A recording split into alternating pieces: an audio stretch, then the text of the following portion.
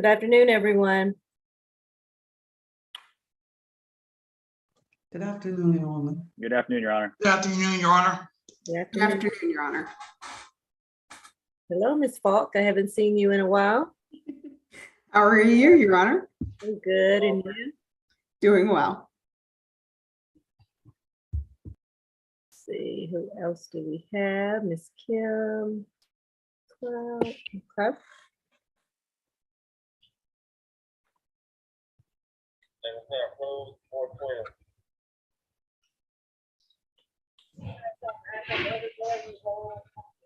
Looks like our reset date for SAP is July 19th.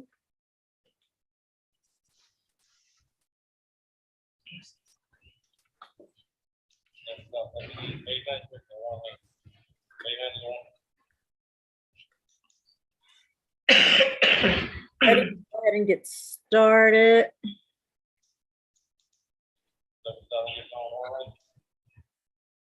And I'm hearing that maybe, is that coming from the courtroom? No, they're on mute. Who's first? Position number 1, Ms. Baxter is first. Okay, thank you. I'll read my opening and we'll get going. Ladies and gentlemen, good afternoon. My name is Judge Regina Mincy, and we are going to begin our Fulton County State Court Expedited Accusations Calendar, better known as C.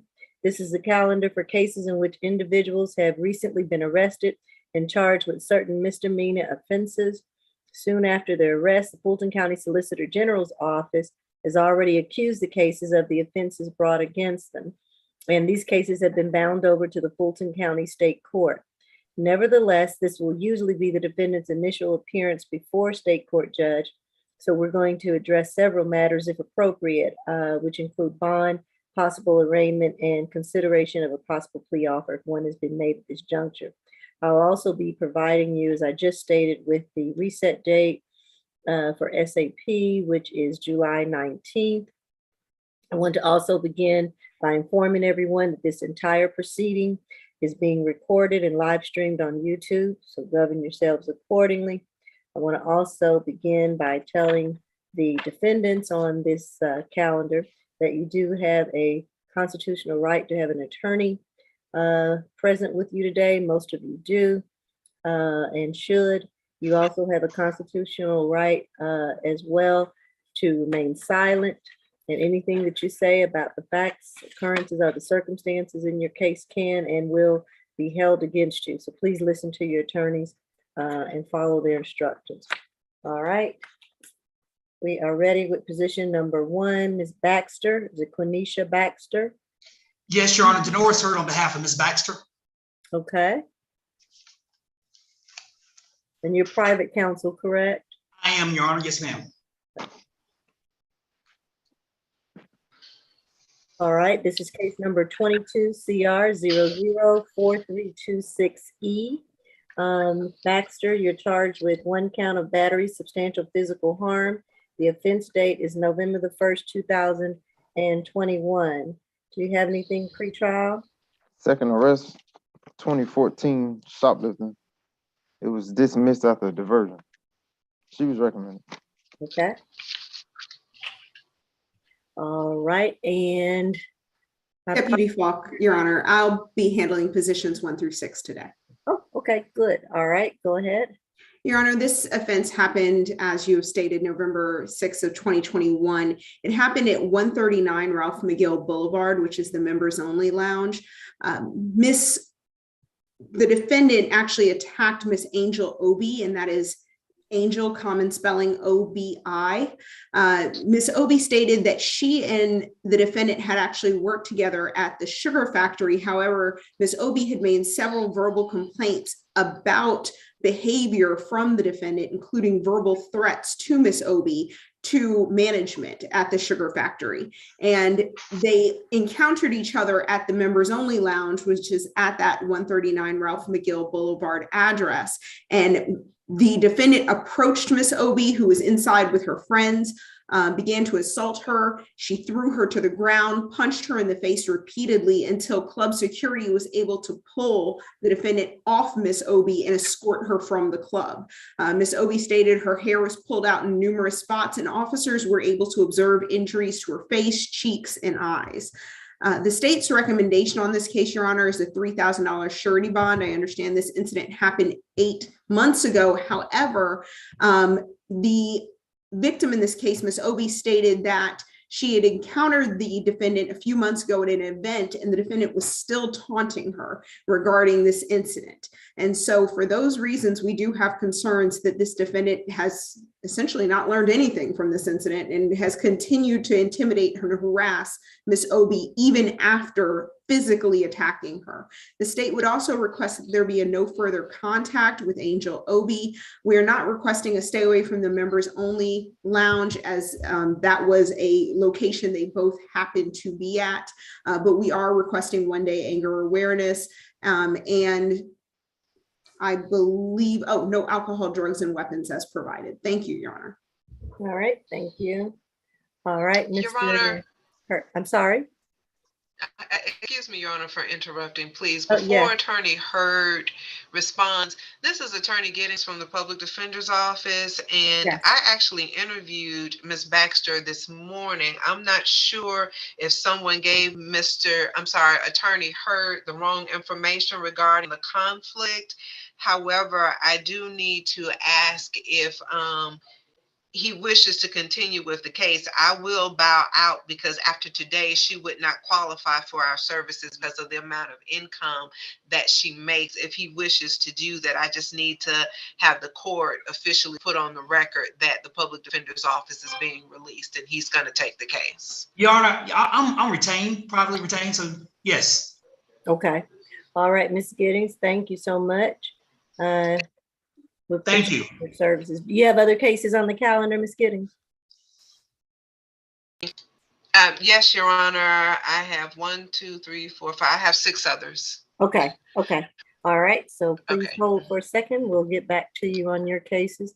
And Mr. Hurd, you may go ahead and Yes, present. Your Honor. Please support, Your Honor. Basically, we have a young lady, Mrs. Baxter. She has no children. She's employed. She also owns her own business, hairstylist. She's a resident of Georgia, has been so for over 10 years, Your Honor. She has a sister and other relatives living in Loganville, Georgia. She presently lives off of La Vista Road out in Atlanta. She's been living in that same complex for over 2 years. Spoke to her mother today. She's a high school graduate of Blackville High School in South Carolina. She actually graduated early because due to her academic prowess. Your Honor, we are requesting that she receive a signature bond. She does not have any criminal history. We don't have any problem with the stay away order as alleged. However, in this situation, I know the prosecutor indicated that there was some taunting, which I can't speak on, Your Honor. However, I just can say that this matter that Miss Baxter did not know that this situation occurred, resulted in far as her being arrested. So this was her first arrest regarding this situation and knowledge of what was alleged against her. So, Your Honor, based upon that, Your Honor, we have no problem with stay away from the Miss Angela Obi. However, we are requesting a signature bond based upon the fact that she doesn't have criminal history, Your Honor, and she does not find herself to be a significant threat to this young lady or anybody else, Your Honor. So we requested a signature bond in this matter, or UGR. Your Honor, if you would like to sound for Miss Obi, I see a moniker that says Angel's iPhone. I'm not sure if that is Miss Obi, but if Your Honor would not mind sounding. Okay, thank you. Miss Obi, are you on the call? Angel Obi? Miss Obi? Hey, Yes, Your Honor. yes, can you turn on your camera for me? Yes, Your Honor. Would you like to address the court today? Yes, Your Honor. All right, raise your right hand for me. Do you affirm that the testimony that you're about to give is the truth and nothing but the truth under the penalty of perjury? Yes, Your Honor. All right, what would you like to tell me about this incident? Well, this has been an ongoing situation just from work. I also have a business and multiple businesses. I lost a few different contracts from the incident because the place I was at, I was like working and doing stuff there as well. So after that situation, the owner, there was a lot of different people that were in the building that seen it. And I had to miss work for almost a few weeks. And then I had to also separate from my job, of course, that I was working at for since 2020 before she was actually employed there as well. Okay. And are you in fear of Miss Baxter at this point? Well, as I was explaining earlier, I was saying I've seen her, I do different things in the community in Atlanta. So I'm often like at different places because of the business I do have. So I've seen her a few times, as I stated earlier, and she does do a lot of taunting and different things like that. Okay. So if you were to see her again, are you still afraid that she would continue to taunt you or harass you about this incident? Yes, Your Honor, especially now that after everything has pretty much come to a head. Yes, Your Honor. Okay. All right. But she has not come to your residence or any of your particular businesses, has she? Or you just run into her by and by in the community? Well, we have a mutual friend that lives in my same building. So it was a couple times I did see her. Okay. Would you feel safer if she were ordered to stay away from your apartment complex or your building? Yes, ma'am. Which one? Both or one? Both. Both. But Okay. like I have a mobile business, so that's what I was saying. That's how I've seen her like a couple times. So I do a lot of different things, a lot of different places in this city. So that was kind of one of the reasons. Okay. I'm going to ask, are you able to use the chat feature? Yes, Your Honor. I'm just trying to figure out how to do so.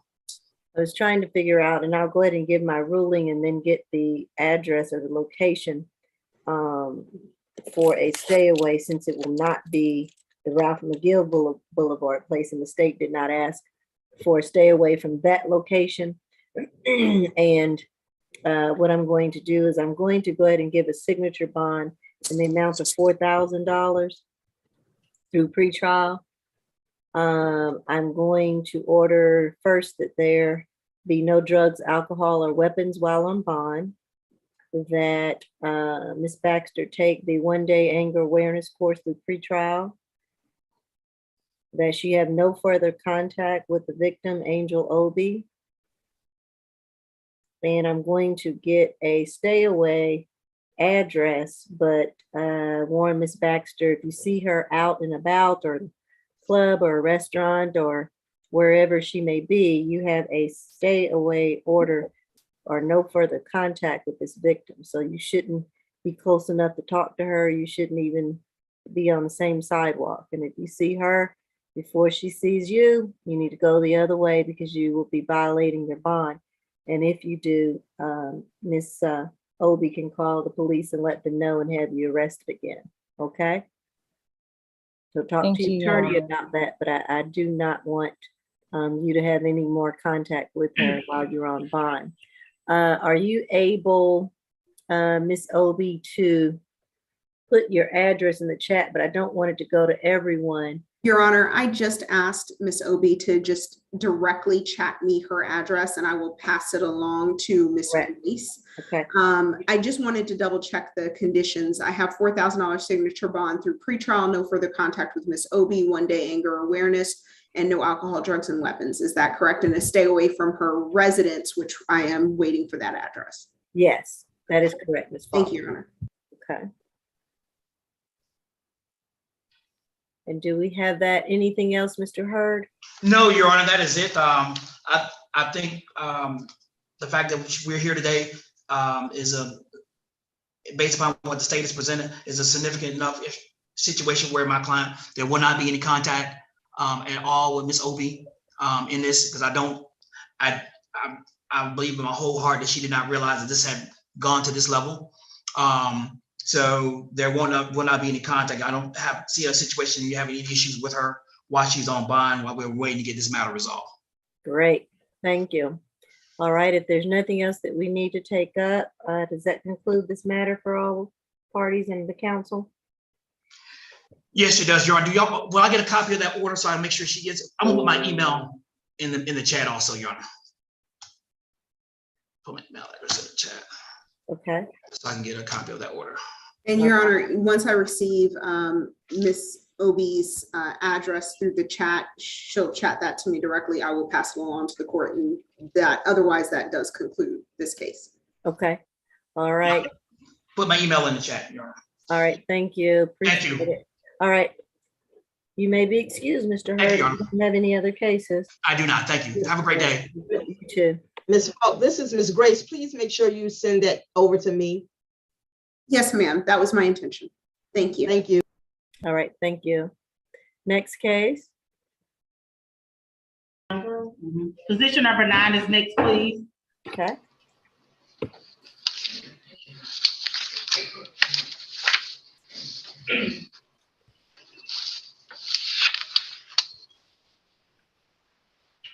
This is case number 22 CR 004316G. Tamika, is it Fontenot or Fontenot? Yes, ma'am. Fontenot. All right, sorry to mispronounce it. You're charged with 1 count of battery family violence. The offense date is July the 3rd, 2022. You have anything pretrial?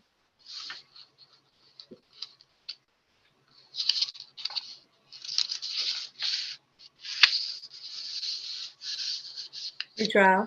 Do we have anything? I had to go get it. So she's Okay. going to felony as well. She hasn't been seen yet. She Okay, got 5 total. Last arrest was 2015. Let's see. I got misdemeanor obstruction, simple battery, 2 counts, cruelty in the 3rd, aggravated assault with a deadly weapon, and a failure to appear for simple battery with that arrest. False report of a crime conviction from 2015. She had another arrest. No, that's the same one. 2014 simple battery family violence. It was dismissed. That's all. all right. And she in felony for felony obstruction. I think Okay. it's simple battery on police. Yeah. All right, thank you. All right, Ms. King, Yes, good afternoon, Your Honor. Dr. Mooney. I would like to bring to the attention of the court that aggravated assault with a deadly weapon involved this same victim in the case before, Your Honor. That's 15 SC 137900. And the felony case that pretrial was referencing is 22 PF 004466. There's also a simple battery against an officer involved with that case, all violent crimes, Your Honor. And while she doesn't have an extensive history of only 5 arrests, 4 of them have been violent, Your Honor. The case before you today occurred on July 3rd, and officers were dispatched to 4900 Delano Road, apartment 4H in South Fulton. Upon arrival, they met with the victim, a Mr. Terrence Brown, that stated that the defendant, who is the mother of his child, burned him in the eye with a cigarette. The officer noticed the burn above his left eyebrow on his face. We've been in contact with this victim, who has stated that this is something that happens often, and that's evidenced by a case from 7 years ago, Your Honor, including the same victim. For that reason, Your Honor, the state is requesting a $10,000 surety bond, no further contact with Terrence Brown, TERRANCE, Brown traditional spelling, a stay away from 4900 Delano Road, apartment 4H, and no drugs, alcohol, or weapons while out on bond. All right. And who is representing Ms. Fontenot? Oh, Ms. Giddings. Ms. Giddings. I'm sorry. Yes. That's okay, Your Honor, that's fine. After speaking with Ms. Fontenot earlier today, there are some distinct mental health issues here, and she did express to me that she is on SSI disability. There was some difficulty in communicating with her. I'm not sure exactly what the process is now, since we've gone through so many different scenarios with dealing with people who come through first appearance who actually need to be evaluated. We don't have an issue with the no further contact and the stay away situation. Mr. Brown should be aware of some of this because he's been dealing with Ms. Fontenot for several years. But there is something distinct going on here that quite possibly needs to be addressed. And I do know that she has issues within the felony court, as well as a issue out of South Fulton with the South Fulton Police Department. I'm just not sure exactly where to go from here. Where she is concerned, she does have two children. She tells me a 9-year-old girl and a 6-year-old boy, and is also receiving rental assistance as well. And she expressed to me that she does not live with Mr. Brown, but some of our conversation was a little disconnected and kind of all over the map. So I will leave that at Your Honor's feet. Okay. And she's how old, Miss Gibbons? She's 32, Your Honor. Okay. And when I asked her about medication and having been hospitalized, she did acknowledge that that has been the case, and that I talked about the standard mental health issues that we run across in court. And she acknowledged having been diagnosed with some of those, but could not give me detailed specifics, which I understand why not. Mhm. And so that there is something else askew here. Okay. I'm wondering if an MH eval is appropriate. She already has the diagnosis, but appropriate only in the sense that she may can have that eval and see what they recommend going forward, so that we're not back here again and that she can get some help and assistance. Yes, Your Honor, that will please the state. Okay, great. All right, I'm going to order a surety bond, and that surety bond in the amount of $8,000.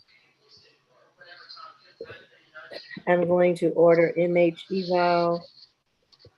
I'm going to order no drugs, alcohol, or weapons while on bond. I'm going to order a stay away from 4900 Delano Road. I think it's apartment AH, I believe. 4H, Your Honor. She don't know this, huh? So I'm gonna go home. I'm sorry? I ain't got nowhere to go. I ain't got nowhere to go. Can you tell I ain't got nowhere to go? This is my home. They're gonna put me out, and I got my social security. I'm gonna lose everything. I ain't gonna have no roof over my head, bro. Okay, I thought this was the resident. That's my apartment. That's my personal apartment. That's my personal apartment. Okay. Miss Fontenot, Miss Fontenot, hold on just a second, ma'am.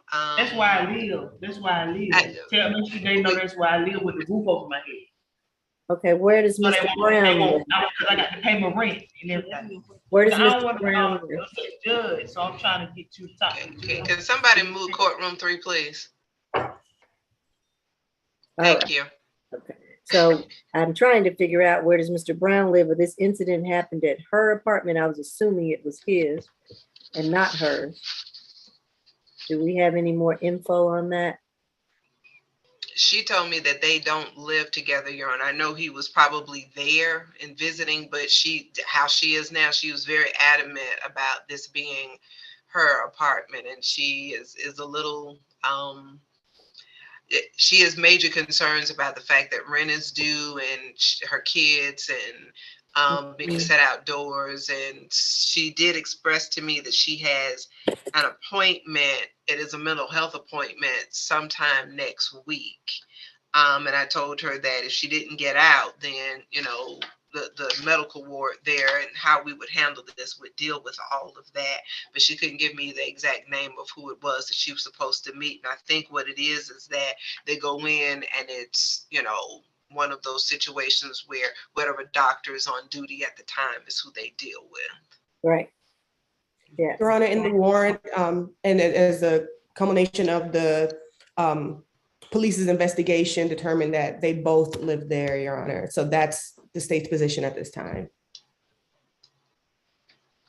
What I'll do is I'll put some language, Ms. Grace, that we normally put in the sometimes in the bond orders, that there's a stay away from the incident location unless she goes there and Mr. Brown does not reside there. So she will need a one-time police escort if she gets out on bond to return there with the police escort in order to make a determination as to whether Mr. Brown still has clothes and items there that shows that he lives there. And if he does, she will leave with the police escort and not be allowed to stay at that location, unfortunately. With the inmate eval, hopefully that will help in that regard. No further contact with Terrence Brown. And if they are exchanging visitation with these children, if these are in fact just children, that must be done by a third party. And no drugs, alcohol, or weapons. I think I said that. Is there anything else I need to take up with this bond order? Nothing from the state. No, Your Honor, thank you. Okay, thank you.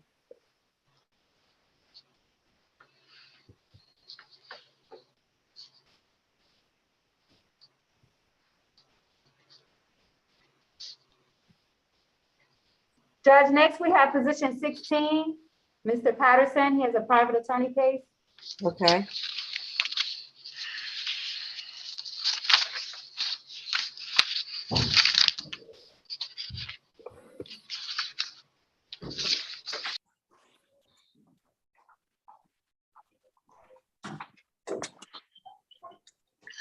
Good afternoon, everyone. Good afternoon. This is case number 22 CR 00432338. Jeffrey Patterson. Your charge is 1 count of simple battery, a 2nd count of criminal trespass. The offense date is January the 22nd, 2022.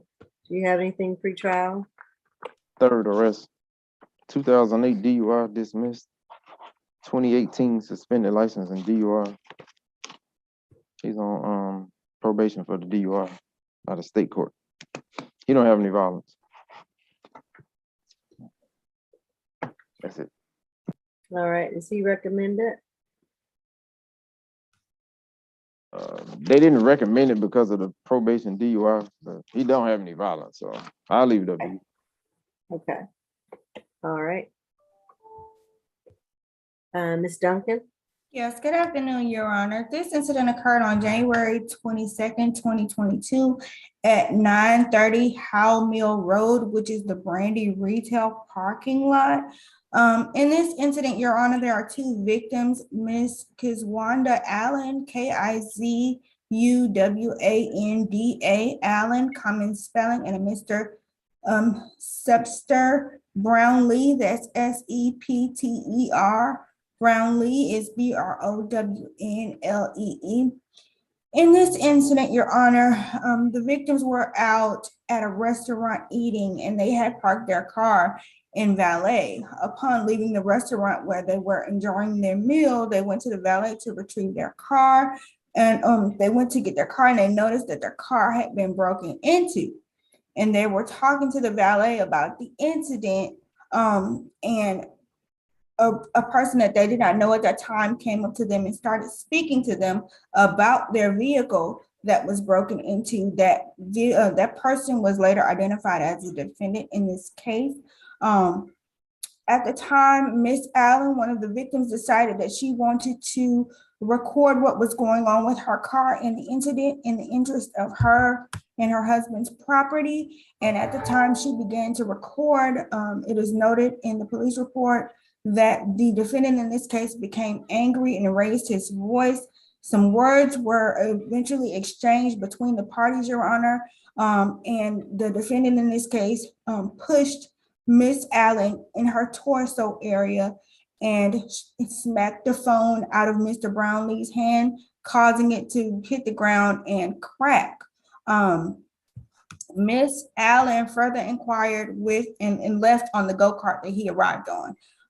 Miss Allen inquired with another valet about who the person was that had just attacked her, Your Honor, and she was told that he was the owner of the property.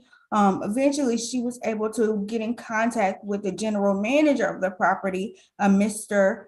Travis Holdren, and she was able to identify the person who had attacked her as Mr. Patterson, based on the contact information that was given about the person, and she did her own research and was able to identify his picture from Google in relation to the incident that had occurred.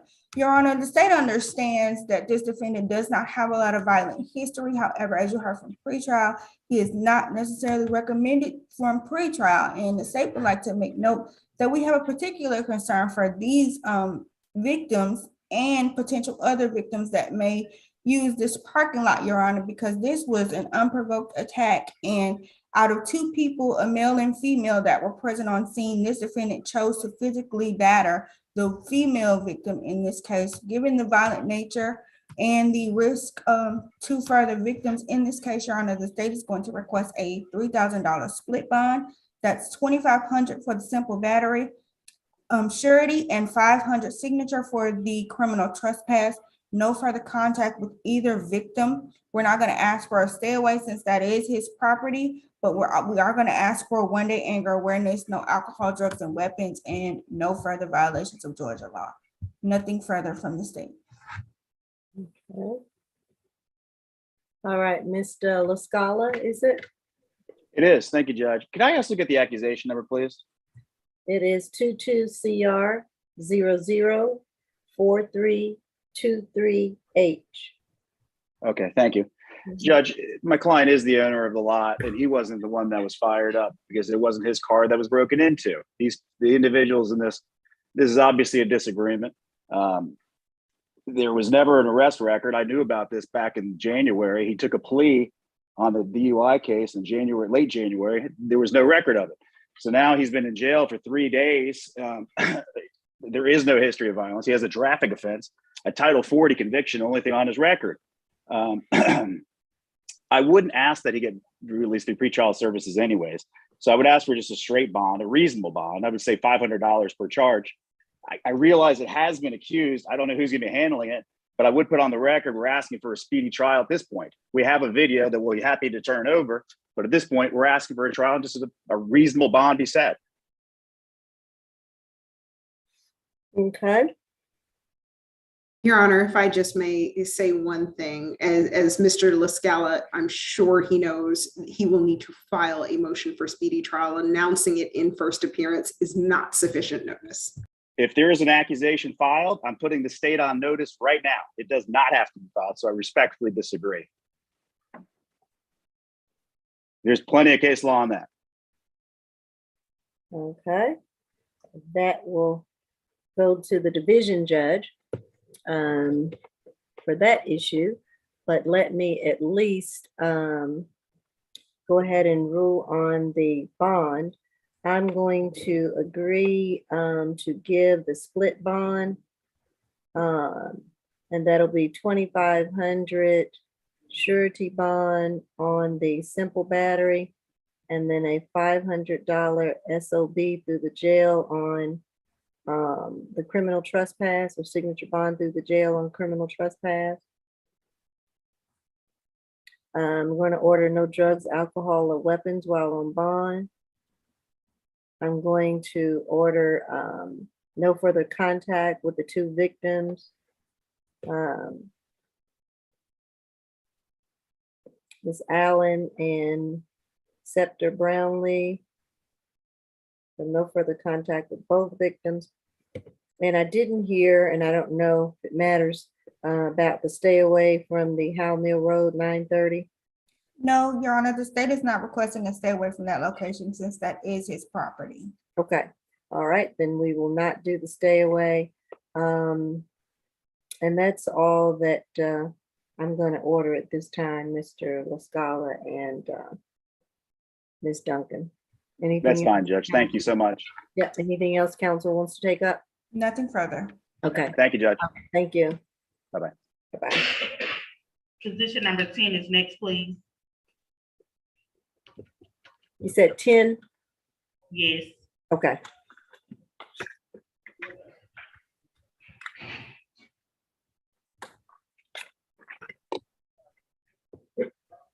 This is case number 22 CR 004318C. Is it Angelica Grant? You're charged with 1 count of battery family violence. On the offense date is July the 5th, 2022. Pretrial? 7 total.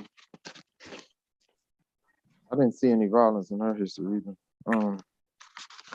Last arrest was burglary first degree. It was dismissed 2016. 2015 probation violation. 2012 probation. 2012 theft by receiving dismissed. 2011 probation. She had an 08 arson second degree. It was amended to criminal damage to property second degree. And she got first offender for that. Okay, That's it. all right. And Ms. King?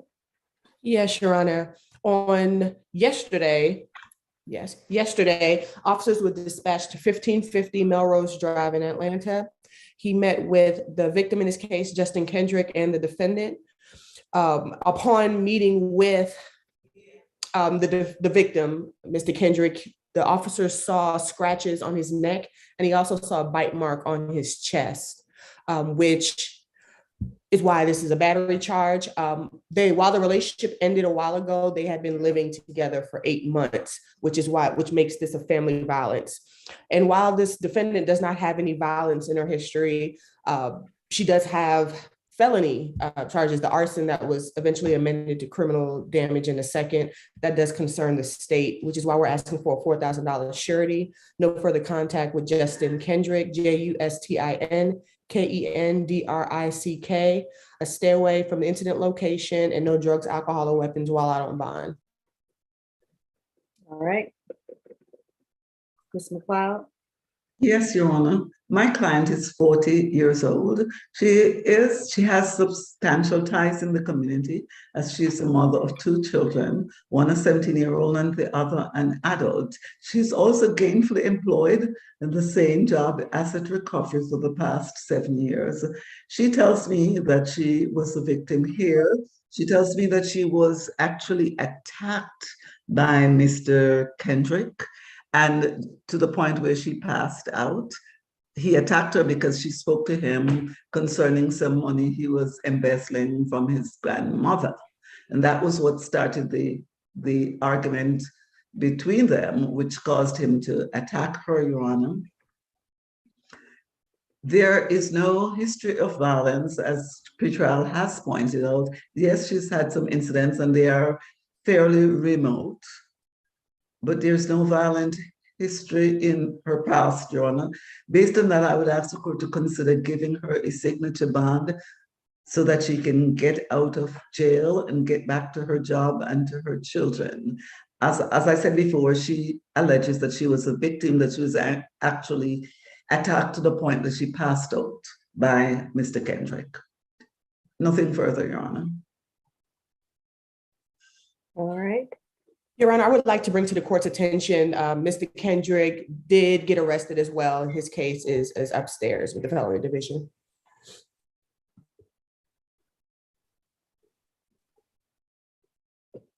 All right, I will order a $5,000 signature bond through pretrial. I am going to order no further contact with the victim, Mr. Justin Kendrick. No drugs, alcohol, or weapons while on bond. And a stay away from 1515 Melrose Drive. And I'm assuming again that is not the defendant's address. It is not her address, Your Honor. Okay. She has somewhere else that she can stay.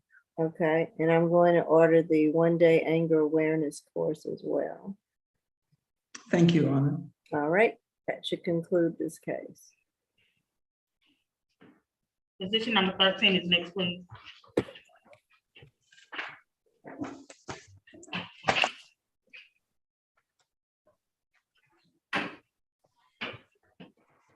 All right, this is 22 CR 004333C. State versus Tatiana Mason. It charges 1 count of battery family violence with the offense date of April the 10th, 2022. Pre-trial. Yeah, first arrest. All right. Ms. Duncan. Yes, Your Honor. This incident occurred at 612 Roberts Street.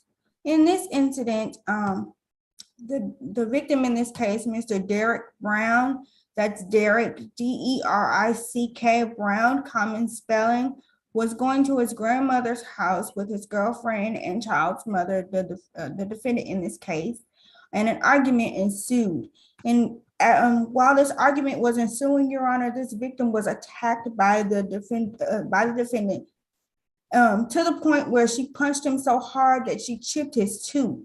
Once they arrived at the location, he got out of the vehicle and attempted to go into the home in an attempt to de-escalate the situation. However, this defendant followed Mr. Brown and continued to assault him. A fight ensued where the defendant did not touch, the victim did not touch Ms. Mason other than to restrain her and to try to stop her from striking him. However, she continued to try and strike him and became very upset. Eventually, they were separated and she left the premises, but later to return with 4 or 5 of her blood brothers, Your Honor, excuse me, they were armed with handguns and assault rifles, and they approached Mr. Brown's grandmother's home searching for him. They were notified by the grandmother that he was not there, and she told them possibly where he went. And upon telling them that information, they went to that location, and there are witnesses from that location who noted that they are relatives of Mr. Brown, and they can verify that the defendant in this case and her brothers did in fact come to that location armed looking for him. When they were not able to find the victim, in this case, Mr. Brown, they returned to the grandmother's home armed with, again, handguns and assault rifles, surrounded the home and bombarded their way into Mr. Brown's grandmother's home in an attempt to find him. They assaulted other people who were in the home in an attempt to look for Mr. Brown, and they also threatened animals at the location. However, Mr. Brown's grandmother was able to stop them from further entering her home, and upon noticing that they would not be able to enter the home, they left the location.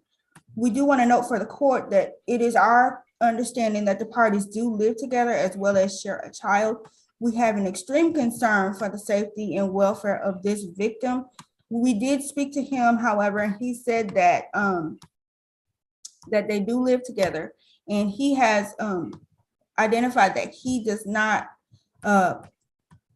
want to have no contact. However, Your Honor, at this point, the state's biggest concern is the risk of intimidation and reoffending because they do live together, and at a certain point, he was afraid enough to the point that he had to hide at his grandmother's house to prevent being physically extremely attacked by the defendant and her brothers. Even though she does not have a lot of criminal history, Your Honor, the allegations as alleged in the warrant and reports for this offense are egregious, and we do have a concern of risk of reoffending and intimidation. So we're going to ask for a $4,000 surety, no further contact with the victim, in this case, Mr. Derek Brown. We're going to ask for a third-party child contact.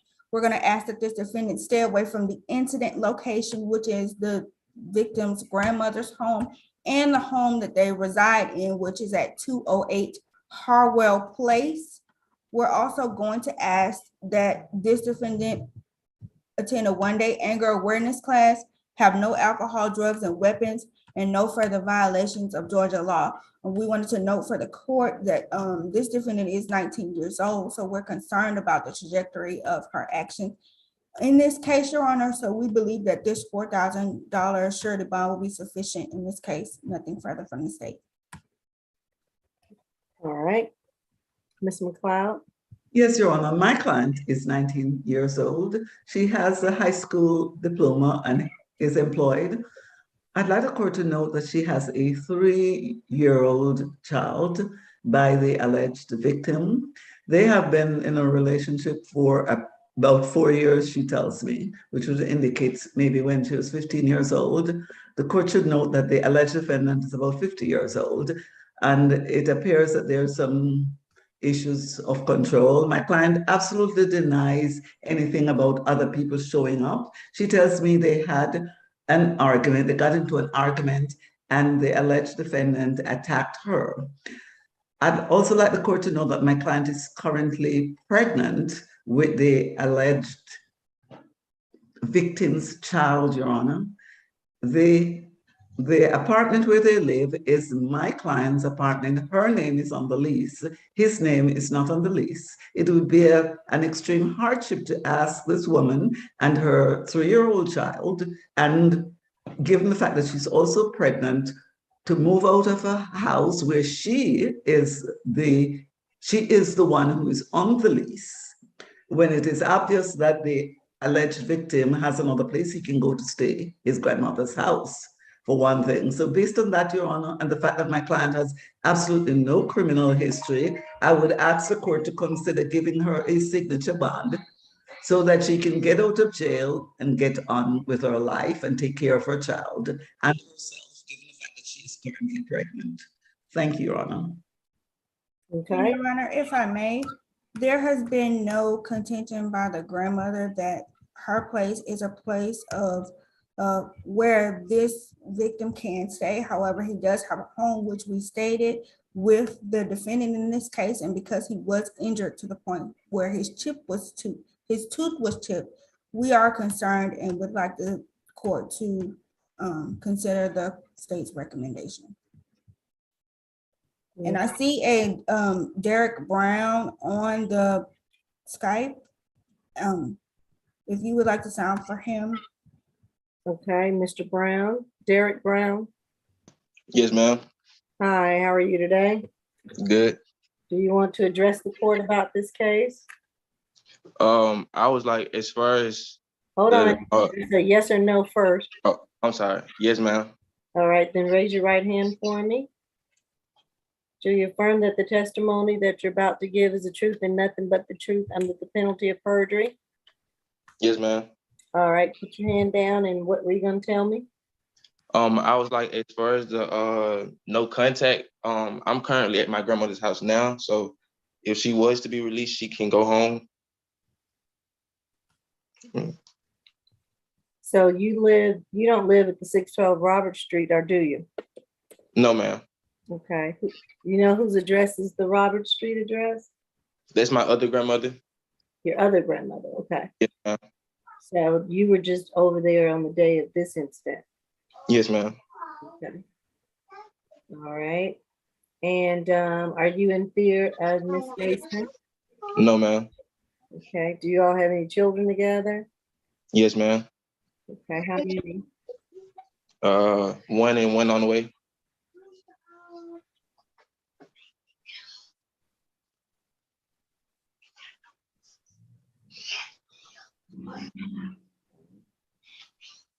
Your Honor, if I may, for the record, I just want to clarify that this victim is not 50 years old. He was born in 2002. Is that your year of birth, Mr. Brown? Yes, ma'am. 2002. Yes, ma'am. June 28th, 2002. All right. And so you and Mason have one child. How old? Could you repeat that? The first child, your child is how old? He's 3. Okay, and then when is she due to deliver your second child? I'm not sure. I believe she's 4 months though. Okay. Are you all still in a relationship? Yes, ma'am. Do you all reside together? We did, but it's currently a situation with our apartment, so that's why I'm at my other grandmother's house now. All right. So is it your intentions Ms. Mason would come and live there? Could you repeat that? Is it your intentions that Ms. Mason would come and live there? No, ma'am. We had already worked out an arrangement. She's gonna go stay with her mother, Okay. and we'll take turns with my son. Okay. Because of the incident with our apartment. Okay. All right, I'm going to, is there anything else from council before I rule? No, Your Honor. Nothing further from the state. All right, I'm going to order the $4,000 signature bond through pretrial. I'm going to order that there be no drugs, alcohol, or weapons while on bond. I'm going to order, and Mr. Brown, you still want contact with Ms. Mason? Yes, ma'am. Because you said you're not in fear of her? No, ma'am. All right, I'm going to order no further violent contact with Mr. Brown. I'm going to order, and I don't know if the state said this or not, is there a request for a stay away? There is, Your Honor. The state was requesting a stay away from the 612 Roberts address, which according to our records was where the incident occurred at Mr. Brown's grandmother's house. And we requested a stay away from the other address as well, which was listed as their home address. All right, since Ms. Mason does have somewhere to go stay, I'm going to order that stay away from the 612 Robert Street and the stay away from, what's the second address? The second address is 208 Harwell Place.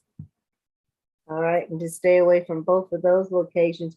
If you all are exchanging the child or having visitation, I was going to say do it with a third party or with no further violent contact. Do you think you all can do that without having any further incidents? Yes, ma'am. You think you can do that? Yes, ma'am. Well, I'd say for the beginning to try to have the exchange or the visitation in a public place or public location. If you're going to be exchanging the child for visitation. Think you can do that? Yes, ma'am. Okay. So I'll let you visit, but visit in a public place for now. Exchange him and exchange your child in a public place.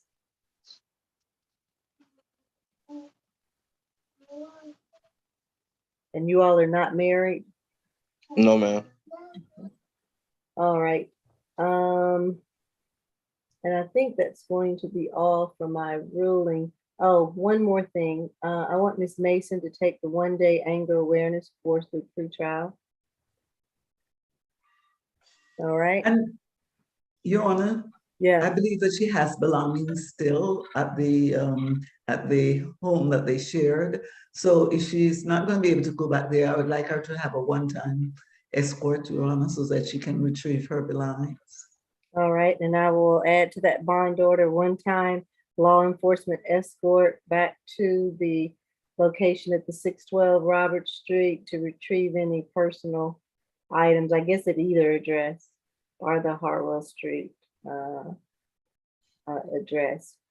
But make sure, Ms. Mason, that you arrange for a police escort so that you will not be violating your bond when you return to those locations. You must arrange to have a police escort or else you run the risk of being arrested again, okay? All right. Yes, ma'am. Okay. All right. Good luck to you. Thank you, Your Honor. Mhm. Thank you, Your Honor. Position number 15. Okay.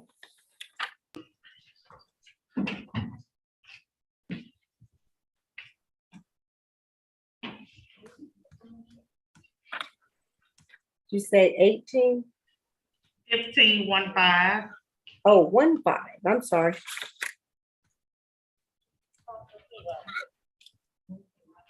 All right. This is it Joelle Marie Obi? She's talking to you, ma'am. Okay. Is your name Joelle Marie Obi? Yes, ma'am. All right. This is case number 22 CR 004319A. You're charged with 1 count of simple battery family violence. The offense date is July the 5th, 2022. Pretrial. The first arrest. Okay. All right, Miss Duncan.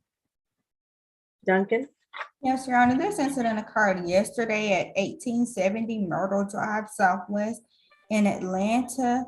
The victim in this case is Paula Richards, common spelling Paula Richards, Richards. Miss Richards is the mother of the defendant. In this case, Your Honor, officers responded to a dispute call.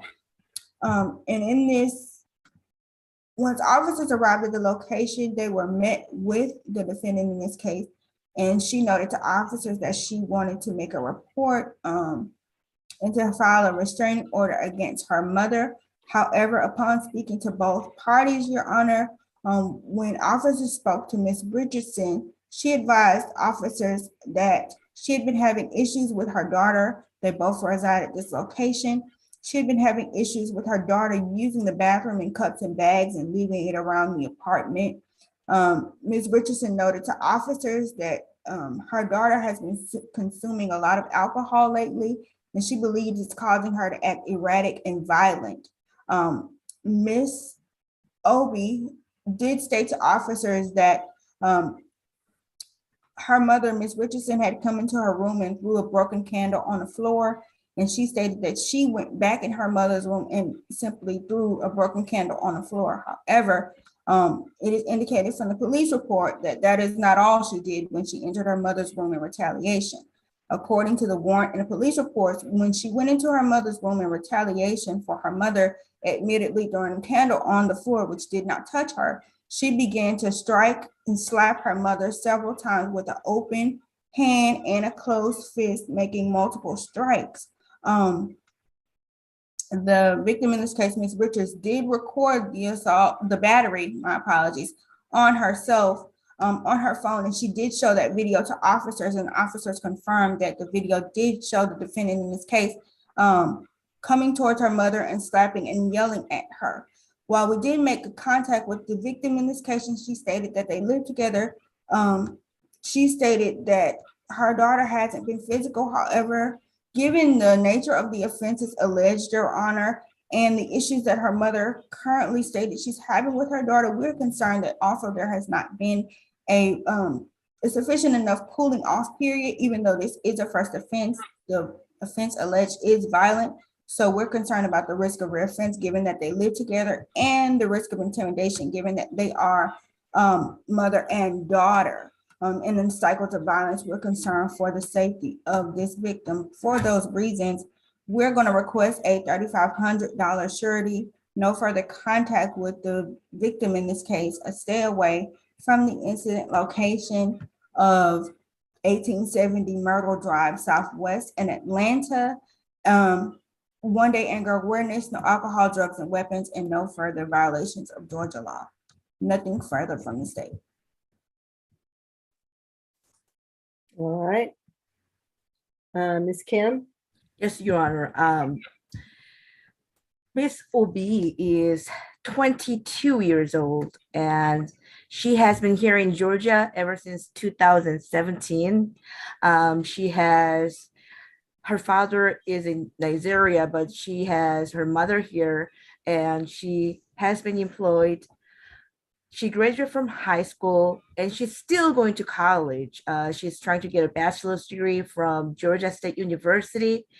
She will be going to be a third year. This incident, I was able to speak to the mother who is also at the court Zoom hearing. She does not, she has no fear. She's not afraid of her daughter. Right now, Miss Ubi has a special heart condition that she really needs to get out of the jail and take care of her, take her medicine. She currently has a chest pain. She was not able to sleep for the last 24 hours. She's feeling very weak, and her heart situation is very serious. I'm just afraid that it's going to cause more seriousness, and she needs pump for her asthma, and I don't think she has it right now at the jail. So we would like to request for signature on bond, as the pretrial services also recommended signature on bond. Thank you, Your Honor. All right, thank you.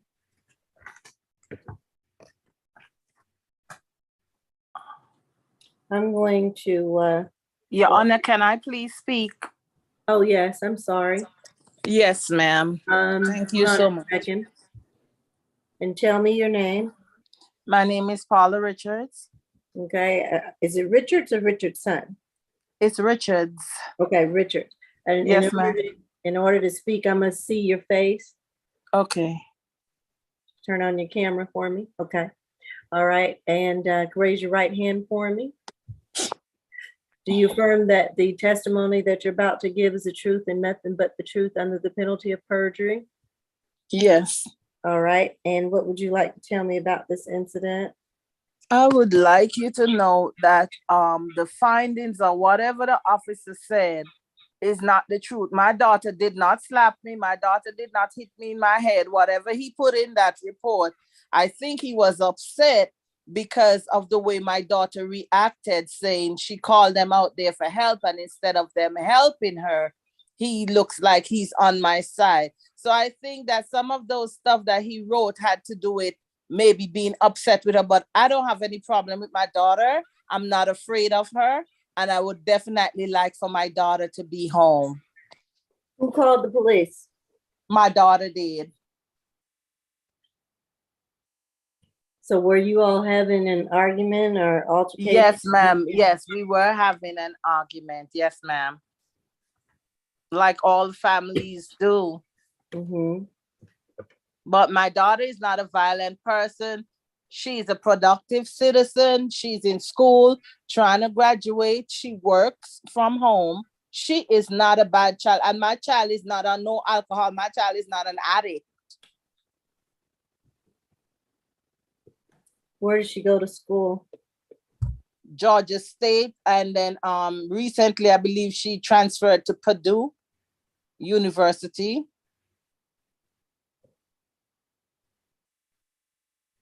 She's also working on a course to become a insurance adjuster. She just finished the course. She actually attempted the first test, which she failed, and she has 7 days from the last day that she failed to, I think it's sometime this week, she's supposed to be taking that test. All right. Your Honor, if I may? Yes. While the state is sympathetic to Ms. Obi's physical health conditions, she is not the victim in this case. And I just wanted to be clear for the record that in the warrant and in the police report, it does state that the victim in this case, Ms. Richards, did show officers a video of the defendant hitting and slapping her. And she confirmed that on that video, it was her daughter doing those actions. So I wanted to make the state's position on this clear and ask that the state agree with the court agree with the state's recommendation. My apologies, nothing further from the state. I did not tell the officer that my daughter was slapping me, because if I said that my daughter was slapping me, God is gonna get me for it. She was not slapping me. She didn't put her hand in my face or my head. I don't know why the officer said that, but before God, I'm telling the truth. She did not do that. Did you show a video of the incident? Yes, I did show the officer a video of the incident, but on the video is not like he could have seen us. He's hearing sounds of my daughter saying, "Oh, I hate you," or whatever. She was saying stuff like that. I'm not going to tell any lies. Yes. And he could have heard sounds, but she wasn't slapping me or hitting me in my head. Okay. I'm going to order a $5,000 signature bond through pretrial. I'm going to order no drugs, alcohol, or weapons while on bond. Your Honor, I'm sorry, but my daughter don't use alcohol and drugs. Well, that's good. Then she won't be in violation of that because she won't be using them while she's on bond. So that's a condition of her bond. Okay. To not use those if she's prone to do that. If she's not, then it won't matter because she won't be in violation. Well, they can test her, Your Honor. They can test her and see if there's drugs in her system. They can test her and see if there's alcohol. They may want to do that, but I'm just putting it in my bond order that she will not use those things as a condition. And if she doesn't use them, and there's no need to be tested if no one thinks that she's violated the conditions of her bond, okay? So they will be in the bond order. I'm going to, don't know if there's been enough cooling off period of one night. And I'm wondering if your daughter has somewhere else she can go stay. No, ma'am, she doesn't have anywhere she can stay, and I don't have a problem with her, and I'm not afraid of my daughter. Actually, she was born with a ventricular septal defect, which is a hole in the heart. She's on meds right now. I believe that she's tired. She really didn't sleep on last night, and she doesn't have any medicine with her. She doesn't have a pump with her. I know that she does need her medicine, and she needs to rest comfortably. Your Honor, the state would object to her going home. We received more evidence in the case, and the 911 call makes it very evident that this is not a situation where this defendant needs to go home right now. And as stated previously, we have concerns for this particular victim, given the relationship between the two. Your Honor is aware of the cycles of violence, so we would just object to this defendant going home at this time, Your Honor. All right. Your Honor, if I may say, I'm sorry to be interrupted. I will leave the home if it means that my daughter and myself can't be in the same house. I volunteer that I'm going to leave the home so that my daughter can be comfortable.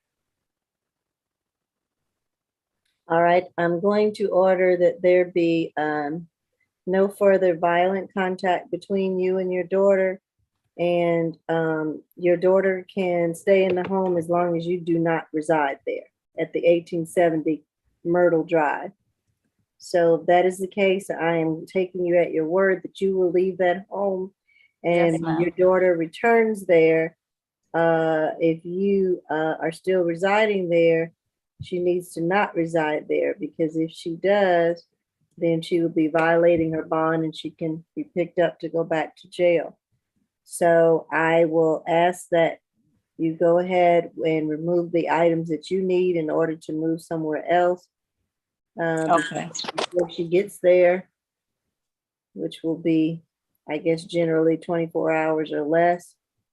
But the only way that the defendant can stay at this address is if the victim does not reside there. Would we be able to get a one-time escort to verify that the victim is not there, Your Honor? Yes, I will add a one-time law enforcement escort to go to that property with the defendant and make sure that the mom is not there so that she can reside there peacefully.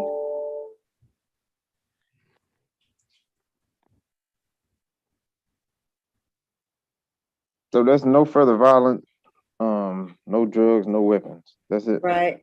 And I'm going to also order the one-day anger awareness course. All right. All right. Anything else, counsel? Nothing further, Your Honor. Nothing further from the state. Thank you. All right, you're free to go. Thank you, Ms. Richard. You're very welcome. Have a wonderful rest of your day. Thank you. All right, you're welcome. Next, we have position 2, Mr. Blanchard. Sorry, friends, so I got one more female. I'm sorry. Position number 19 in courtroom 3, please. All right, you want me to do 19 first? Yes, please. Okay.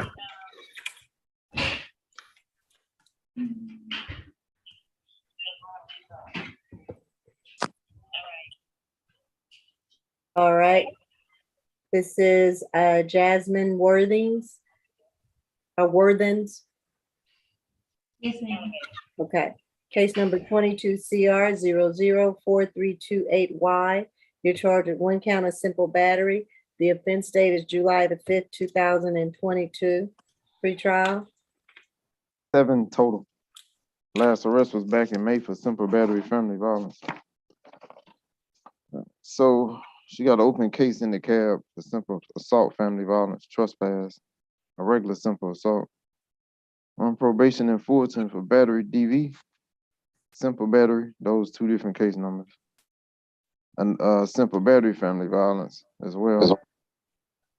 On probation in Clayton County for criminal damage to property, 2nd degree. That's it, Judge. All right, thank you. All right, Ms. Duncan. Your Honor, this incident occurred yesterday at Grady, at 80 Jesse Hill Jr. Drive. The state would just like to clarify for the record that this defendant had 7 cycles going back to 2016 when she was 25 years old. There are 1, 2, 3, 4, at least 4 violent convictions out of those 7 cycles, the most recent being a conviction on June 23rd of 2022 for battery family violence and May 23rd, 2022 for simple battery family violence. There's an additional open simple assault family violence out of DeKalb County, and there's another conviction for criminal trespass in 2018, as well as a deferred prosecution for criminal damage trespass to property. From 2021, we are concerned, given her history, about the risk of reoffense. On those other cases, she was subject to anger management and other conditions. And in this case, she was at Grady Hospital in the detention area when officers arrived. Ms. Brady is a nurse at Grady Hospital. And once she talked to officers, she said that the defendant in this case was discharged from the hospital by the doctor, and she escorted the defendant to the door so that she could exit the building, and unprovoked, the defendant in this case began to pull her hair and punch her with a closed fist in her face and neck. So she battered this nurse unprovoked at the hospital, who was just trying to assist her after receiving services in leaving the hospital. Given the violent nature of the offenses alleged and her criminal history with several violent recent convictions, we're going to ask for a bond amount in the amount of $5,000 surety, no further contact with Candace Brady, that's Candace Brady, common spelling Bardy. We're concerned about this victim. We're going to ask that she stay away from Grady unless she's receiving services, and that she attend a 4-week anger management course, no alcohol, drugs, and weapons, and no further violations of Georgia law. Nothing further from the state. All right. Ms. Kim? Yes, Your Honor. Ms. Worthens is 27 years old, and indeed, she was born and raised here in Georgia. She has no children. She's not married, but even though she has parents and brother and sister, because of the family dynamics, at this point, she's not getting any support from them. She worked at Chick-fil-A as a cashier until May 3, 2022, and then she was arrested, and she spent 45 days. She served in the jail for simple battery charge. So she got out of the jail about June 20 somewhat days. And after a few days, she's rearrested. So she does not have any job right now. She has no income. She has no support to pay for the bond. So if she gets a surety bond, she has to serve the time. That's the only way that she can do. So we would like to request for signature on bond. And I am actually asking for social worker services to visit her so that way she can get some help, BHET, and also housing resources, since she has been homeless ever since she was released. We would like to request, if Your Honor is not inclined to give her signature on bond, we would like to request for very, very low bond, $250 surety bond. Thank you. If I may, Your Honor. Yes. The state does not believe that a $250 surety bond is appropriate in this case. As stated previously through pretrial and myself, this defendant has several violent convictions, and as stated by the public defender herself, upon being released from jail, this defendant goes back and begins to violently offend again. So at this time, we do not think that a lower surety bond than the one stated by the state is appropriate in this case. Nothing further. All right. I'm going to order the $5,000 surety bond. I'm going to order no drugs, alcohol, or weapons while on bond. I'm going to order a stay away from Grady unless she's receiving services. I'm going to order no further contact with the nurse, Miss Candace Brady.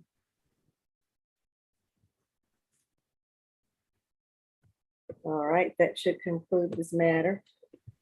Thank you, Your Honor. Thank you, Your Honor. Excuse me, Your Honor. Yes. You said that I have an open case in DeKalb County. Can you elaborate on that? Ms. Duncan, did you see an open case in DeKalb? There, according to the GCIC, Your Honor, there is an open case out of DeKalb County for simple assault, family violence, and criminal trespass. There was no disposition listed for that case, Your Honor. I did attempt to contact DeKalb County. However, I was not able to make contact. That is all the information that the state has at this time. And the incident is alleged to have occurred in 2020. In 2020, okay. All right, that should conclude this matter. Question. Do you have a date for my court date? July. Your It will be next- July your next 19th. court date I'll will give you. be July 19th. They need to do a breakout. I'm sorry? Oh, I see.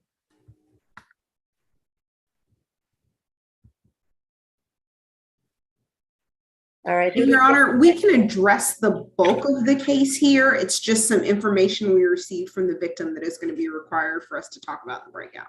Okay. Is that the next case that we're? Yes, that was the next case that was announced before we stayed in courtroom 3 with the last female inmate. Okay, let's make sure. I'm sorry, I do apologize. Is there any way we can do the breakout session last? We can get some of the inmates in courtroom 2 done first, please? Okay. That's fine for the state. Yes. Okay. Okay, thank you. 5, Copeland. 5, okay.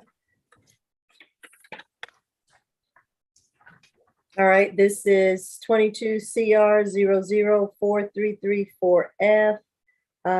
Ferris Copeland, you're charged with 1 count of simple battery family violence.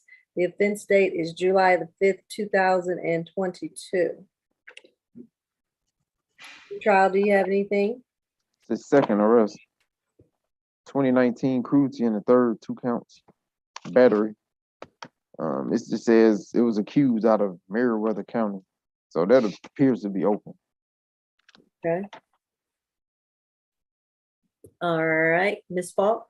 Yes, Your Honor. This happened on July 5th, 2022 at 3441 Cascade Park Boulevard Southwest. Officers met with Curtis Presley, Curtis common spelling Presley, Presssley. Mr. Presley stated that the defendant had slapped him in the mouth and causing his mouth to bleed over him changing a passcode to his phone.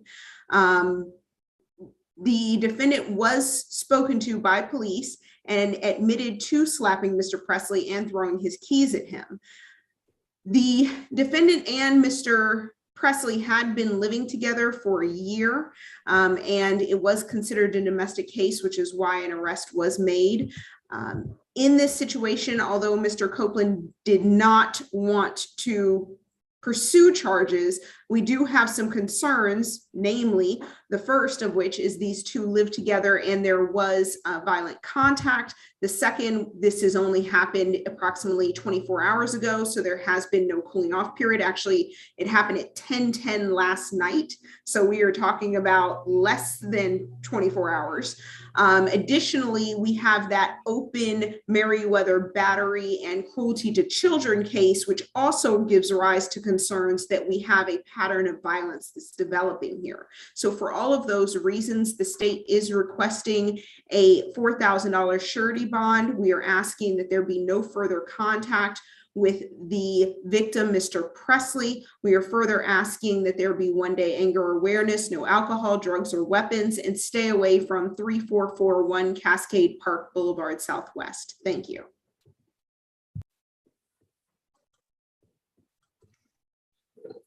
Okay. Ms. McLeod? Yes, Your Honor, I'm having a little bit of difficulty with my computer. I think it's frozen. Okay. Yes, I think my computer was frozen, Your Honor. My client is 28 years old. He is a native of the state of Georgia. He is also gainfully employed. He tells me that he works for Amazon, Your Honor. He describes this as a really unfortunate incident between him and his partner. He is quite remorseful about what happened, Your Honor, but he said he had tossed the keys. He did not intend to strike him with the keys, and he understood that the keys did hit him, but it was not his intent to hit him. They were just having an argument. He tells me that he does have somewhere else he can go, and he understands that they won't be living together again, and he's okay with no further contact, Your Honor, because he has somewhere else he can go. He does not have any significant history, Your Honor. He does have an open case. Those are just allegations. He has not been convicted of anything, and he may not be convicted of anything. Therefore, he is presumed innocent where those charges are concerned, Your Honor. So I think, given the fact that this is on his second arrest, he's 28 years old, that the court would consider giving him a signature bond so that he can get out of jail. And Your Honor, the state would just want to point out there were actually two essential incidents here. There was slapping and then there were throwing keys at the victim. The victim very clearly stated that he was slapped by the defendant, not had keys thrown at him, but was actually slapped and had causing his mouth to bleed. So I want to be very clear about these being two separate incidents of violence, that we are not conflating the two into one. Additionally, I just want to point out that although these are allegations, this is the second time in 2 years we've had allegations involving violence. And at this point, the Ayala factor regarding likelihood of reoffense needs to be taken into consideration given these facts. My client denies the allegation of two separate incidents. Okay. Yeah. Okay. Thank Yeah. you. Hold on, Mr. Copeland. Mr. Copeland. Yes. Well, I did not slap him. Hold on. Mr. Copeland, you have the right to remain silent, and I suggest that you do. I will speak on your behalf. All right. I am not here, Mr. Copeland, to discuss the facts with you at all. But I'm going to rule that I'm going to order that $4,000 surety bond. I'm going to order a stay away from, is it 33441 Cascade Boulevard Park Southwest? Did I get that right? I believe so. 3441 Cascade Park Boulevard. Okay. And stay away from that location, Mr. Copeland. I'm going to order no further contact with the victim, Curtis Presley. I'm going to order no drugs, alcohol, or weapons while you're on bond. And I think that should clear up and conclude my ruling. Anything else, counsel, that I need to take up? No, Your Honor. No, Your Honor. All right. Oh, yes, Your Honor. My client will need a one-time escort to go back to the location to retrieve his belongings. State has no objection. Okay, that is correct. And you can have a one-time law enforcement escort to return to that property in order to retrieve your personal belongings if you still have some items there. Do not go back by yourself, Mr. Copeland. You have to have a law enforcement escort or else you'll be in violation of your bond conditions. Okay? All You right. said 1,000 or 4,000? 4,000. All right. That Next, we have concludes the position 7, Mr. Dodds.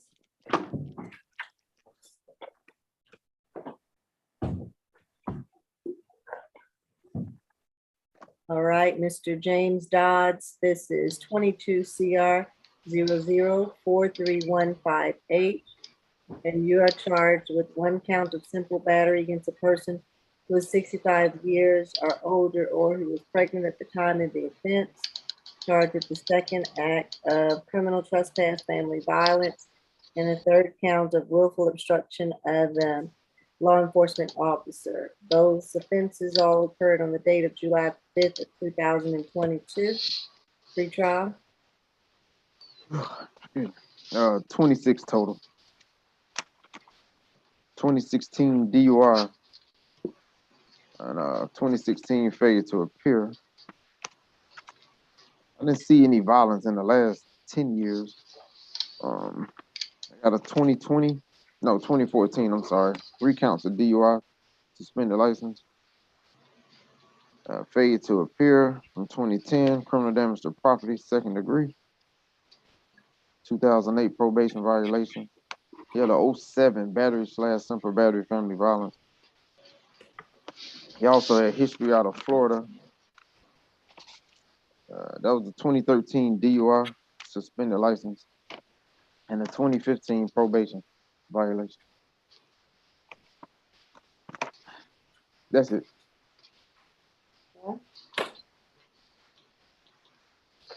All right, Ms. King. Yes, Your Honor. On yesterday, officers were dispatched to 3090 Monroe Way, which is located in Alpharetta, and they were dispatched to a male kicking in a bedroom door. It was actually his daughter that called, Miss Alexis Dodds. When the officers, dispatch was ultimately updated information from the daughter saying the defendant was trying to fight with her grandmother, who is the mother of the defendant. When he arrived on scene, he immediately met with Miss Dodds, the daughter, and she was unclear if it was still going on. So when the officers went in, they announced themselves, and they immediately saw the defendant push his mother, Miss Azalita Vejnar. She is 73 years old, Your Honor. And the officers also saw the defendant fall on top of his mother when they were standing there. At that point, they asked him to come forward and speak with him. The defendant refused multiple times. And then at some point, the defendant began to go towards the officers saying, "Tase me, tase me." The officers gave him verbal commands telling him to stop and get back and confirmed that he would be tased if he didn't comply. As he began to continue to do that, the officers did tase him, which allowed them to get him into custody. The door was ultimately damaged from him kicking it in. They estimate the damage to be around $100. For that reason, Your Honor, the state is requesting a $6,000 surety. That's $4,000 for the simple battery against an elderly person, $1,000 for the criminal trespass, and $1,000 for the obstruction. While the defendant does not have any violent convictions, he does have violent arrests. And to have 23 cycles is concerning, Your Honor. Furthermore, with him having history out of state, the state is concerned that he is a flight risk and he will leave and not appear for court. As pretrial has stated, he has multiple FTAs and probation violations with him living in Georgia, Your Honor. And we're concerned if he does leave the state, he will not return for court. The state is also asking for a stay away from the incident location, 3090 Monroe Way, Alpharetta. No further contact with the victim, ESTELITA VEJNAR, and no drugs, alcohol, or weapons while out on bond.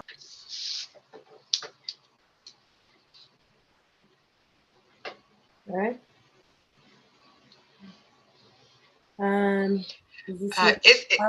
It's me, Your Honor. I'm not sure what's going on, but my video, my webcam, all of a sudden stopped working. I'm not sure what's happening. I've logged off and logged back in and tried to get it to come on, but it's just not cooperating. But are you able to hear me okay? I am. Welcome to technology, I know. All right, I will allow you to go ahead, Ms. Giddings, since I know who you are. Okay. All right. And thank you for sending that message that says start video, and I clicked on that and it's still not working. I'm not sure what's happening here. Okay. But okay, here we go. Mr. Dodds has a very limited income, Your Honor. He is currently applying for and waiting for approval of SSI. He has actually two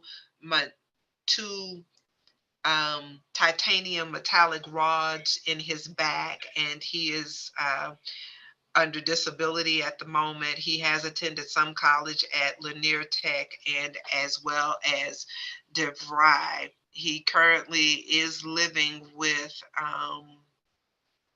his mother, his 18-year-old daughter, and her 1-week-old daughter. So he is a recent grandfather of about a week. I asked him if he had anywhere else that he could go other than living at this particular place, and he says that if he has to find alternate living arrangements, he will do so. He lives in Alpharetta, and he's actually born here in Atlanta, so I'm not sure what the good faith basis for the argument from the state that just because he has a cycle out of another state that he's a flight risk and wouldn't come to court. You know, there's the saying that you come to Atlanta on vacation and leave on probation, but it doesn't necessarily mean just because you are somewhere else and something happens that you won't come to court when this is his place of residence as well as his place of birth. He has lived here his entire life, and he's 44 years old. He isn't working currently because of his disability issue and not having any violent conviction in his record. We would simply ask for a split bond in this case, $500 through the jail on the criminal trespass, $500 through the jail on the willful obstruction, and a $2,000 surety bond if Your Honor is not inclined to give a UJR or a signature bond through pretrial. And if it would make Your Honor more comfortable, we do not object to intense supervision through pretrial, where he would actually have to report more than once a month. Your Honor, if I may, the defendant has shown that he will not come to court. He has a plethora of FTAs on his record, and a plethora of probation violations show that he's not complying with the law, and he has no intention to, Your Honor.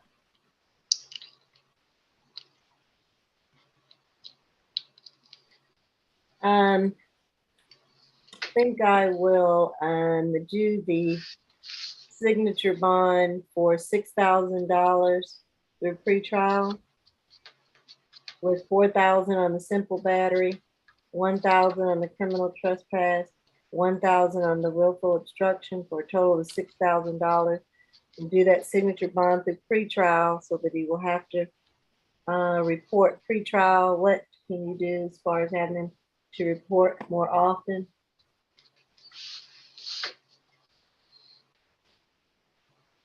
Mr. Toussaint?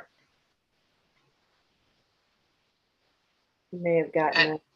He may have gotten knocked off. Normally, Your Honor, instead of it being once a month, they ask them to report bi-weekly, so once every 2 weeks. Okay, so we'll ask that he report bi-weekly. I'm going to ask that there be no drugs, alcohol, or weapons while on bond.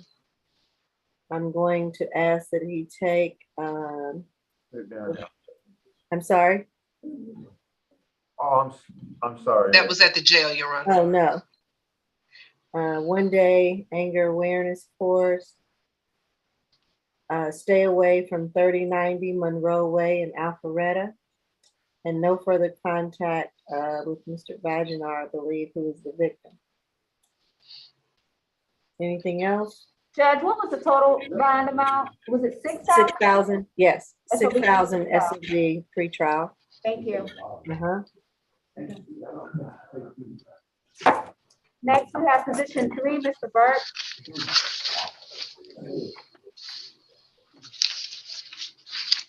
Hello? Oh, you're not, hold on. Hello? Who's speaking? Hello? Yes. That's the Yes, mother. yes, Your Honor, I'm the mother. Okay, hold on, Mr. Burke. This is for Mr. Dodds, position 7, the one that we just completed. Okay, I've seen you on there earlier. You did not get my attention or say anything. I did not know who you were. You were not a part of the incident, is that correct? I'm the mother. I'm the one that the police said that he was assaulting me, which is not really. Let me tell you the situation. What happened? Hold on. I'm sorry. I wish you would have spoken up before I made my ruling on the case. You are the victim in the case? Yeah, I am saying hello and nobody's answering me. I think that's when you have a problem with a thing. Yeah, I apologize that I could not hear you. Now let me say this to you. Your son this is your son, correct? Yes. Oh, yes, Your Honor. Okay, he has a signature bond through pretrial and he has to report bi-weekly, but he cannot come back to the residence and needs to have no further contact with you. So that is my ruling. And so I don't want to go back to revisit too much on the case in the essence of time, but I'm not for sure what else you want to tell me in a very limited amount regarding this incident, because he does have a signature bond.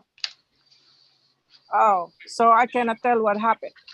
I'm not here for the facts. I'm here to determine the bond. This is not a trial. That will be much later. So unless you tell me you're in fear of him, but I'm not having him come back to your house, so that would keep you safe in the interim. He needs to find somewhere else to go live so that he doesn't violate the bond in the meantime. Okay? All right. And he's supposed to leave the country July 25 to go to my country. I doubt that that's likely. He needs to discuss that with the pretrial and report. They're going to give him information on that. I doubt that will happen. Yeah, he's going to have to get permission. So, and that'll have to come from the judge. And I'm not going to give him permission to leave the country when? Yeah, he's going to be gone for 2 months. No, when is he trying to leave? July 25. Okay, well, I'm going to deny that because he's on bond and he doesn't have a very good history as far as FTAs. So I'm going to add that to the order, Ms. Grace, that he is not to leave the country. I mean, unless you want to give him a good bond, he can bond out then. Yeah, because I paid $4,000. That's fine with me. I paid $4,000 with his ticket. Where is he trying to go? To my country, to what country? Philippines, to visit my family, because he's just waiting for his disability. I'm supporting him all his life, and I just need to have a break so he can go there in my country. No, I don't want that to happen with 26 cycles and the FTAs. So I'm going to deny that, and maybe he can use his ticket at another time. But I'm going to put that in the order that he is not to leave the country. And he is to report bi-weekly to pretrial. Okay, so you have to go downtown in there every week, bi-weekly? Yes, they will give him the information to report in. So he should stay in the country. He is not to leave the country while he's on bond. Okay, so where's he going now? What do you mean? He needs to find somewhere to live since he cannot be at the residence? Do they have any assistance to give him where he I'm can sorry, live? that is not Can my- he have any assistance? No, we don't. I don't do that. No. Okay. You can talk to his attorney. All right. All right. Thank you. Thank you. Uh-huh.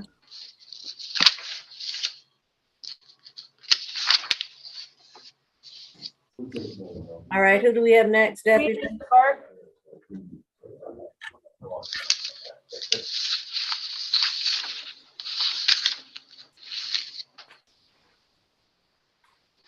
All right. This is Donovan Burke. Case number 22CR004330J. We're charged with 1 count of criminal trespass, a 2nd count of simple battery family violence. The offense date is May 21st, 2022. Pretrial? In total. Last arrest was 2020. Simple battery DV, cruelty in the 3rd. The cruelty was dismissed, the simple battery was dismissed, but it was a disorderly conduct with that case number. So that was a conviction. Before that was 2013 driving with suspended license, driving without a valid license. 2011 probation violation, burglary. How do you turn this off? 2010 probation violation. 2009 failure to appear, giving false name. False name was a conviction. And we got first offender for burglary in 06.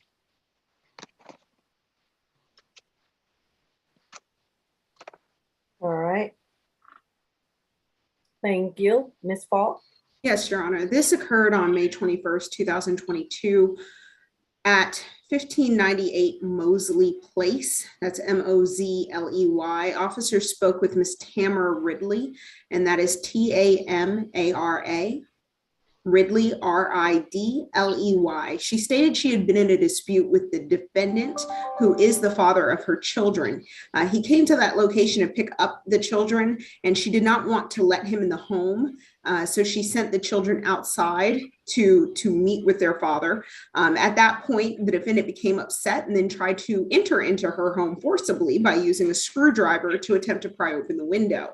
The window was damaged by his attempt to gain access. He then began arguing on the front porch where Miss Ridley was, eventually came out, and then he snatched her headphones out of her ear and pushed her. And then at that point, he left the location.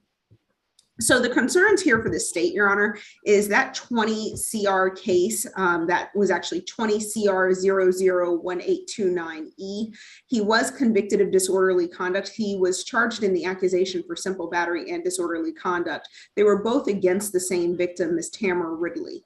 And he entered a guilty plea to the disorderly conduct. The simple battery was dismissed. And here we are within 2 years of that conviction back here again for yet another offense against Miss Ridley. So the state does have some serious concerns, not only of a risk of reoffense, but a risk of reoffense in particular to Miss Ridley, given the fact that apparently when the defendant comes over even ostensibly to do something as simple as exchanging the children and handing the children over for visitation with their father, when she refuses to let him in her house, he decides to take it upon himself to then try to break into her home. So the state does have some very serious concerns there. In that vein, we are asking for a $3,000 surety bond. We are asking for no further contact with Miss Ridley, Ridley. We are asking that there be a exchange of children through a third party, since this incident the nexus of this was the exchange of the children. We would also ask that he stay away from her address at Mosley Place and that he take a 1-day anger awareness course. And just to reiterate, not only our concerns for Ms. Ridley, our concerns are also in regards to the fact that he does have those probation violations, 2 previous probation violations and 1 previous FTA, which does give us concerns that he is also not a great candidate for a signature bond based on his reoffense risk. All right, Ms. McLeod? Yes, Your Honor. My client is a native of Atlanta. He is 33 years old. Based on what pretrial said, he has not been in any significant trouble for many years. Actually, the 2020 allegation was Miss Ridley, who my client shares 2 children with, a 10-year-old and an 8-year-old, had made allegations which were untrue, that he had actually made unwanted physical contact with her. My client tells me it's the same thing here. He totally denies that he tried to enter into our home. He says that that is fabricated. He went to pick up his 2 children and they had an argument, and he was just trying to calm her down. But he did not try to enter her home. That he absolutely denies, Your Honor.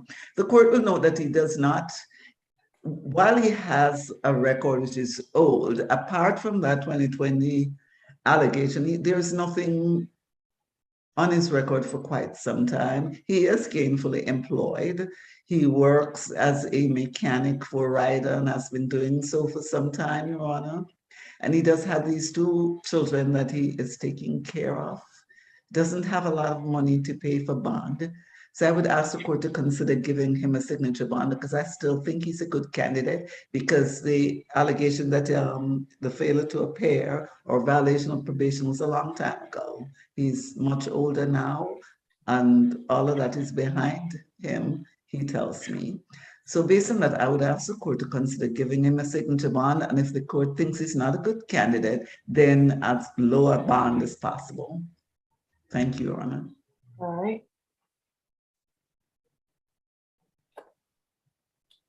I am going to order a $3,000 surety bond, and that will be $2,500 on the simple battery and $500 on the criminal trespass.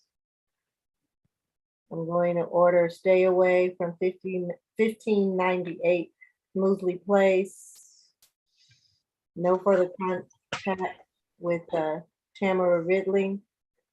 There's visitation exchange between the children, that will be done and conducted by a third party.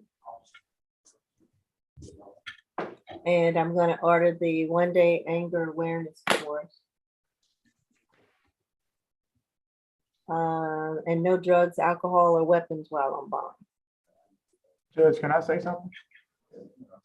No, you need to defer to your attorney, because you may say something that'll be against your interest in the case. It's just a bond hearing. This is not trial, and I'm not here to weigh on the facts of the case. All right, you're done. All right, that should conclude this matter. Position, Thank you have a you. good bond, Judge, right? Yes, that's a $3,000 good bond. Next, we have position 17, Mr. Russell.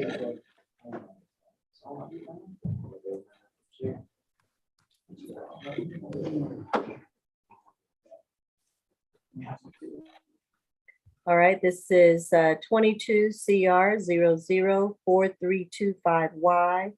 Rontorius Russell, you're charged with 1 count of possession and use of drug-related objects, 2nd count of pedestrian in the roadway, 3rd count of obstruction of law enforcement officer, all with the offense date of July the 5th, 2022. What do you have pretrial? This is 4th adult arrest, 2013 probation violation. 2011 felony theft by receiving, it was dismissed. 2010 simple battery conviction. That's it. Okay. Right, Ms. Duncan? Yes, Your Honor, this offense occurred yesterday at 1683 Lakewood Avenue. Officers responded to a suspicious person call for a heavy-set black male in a white t-shirt and blue jeans standing in the middle of the street at that location I just mentioned. When officers approached the person standing in the middle of the street, he was later identified as the defendant in this case. Officers told the defendant to move out of the street, and however, he disregarded their commands. And instead of engaging with officers peacefully, he began to run from officers. Officers did give brief chase on foot. While he was running, it was noted that he dropped a scale that officers indicated they believed to have marijuana residue on it.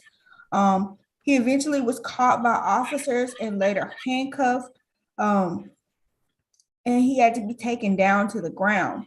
Because he repeatedly resisted the commands to calm down from the officers, Your Honor, he was tased and transported to Grady Hospital.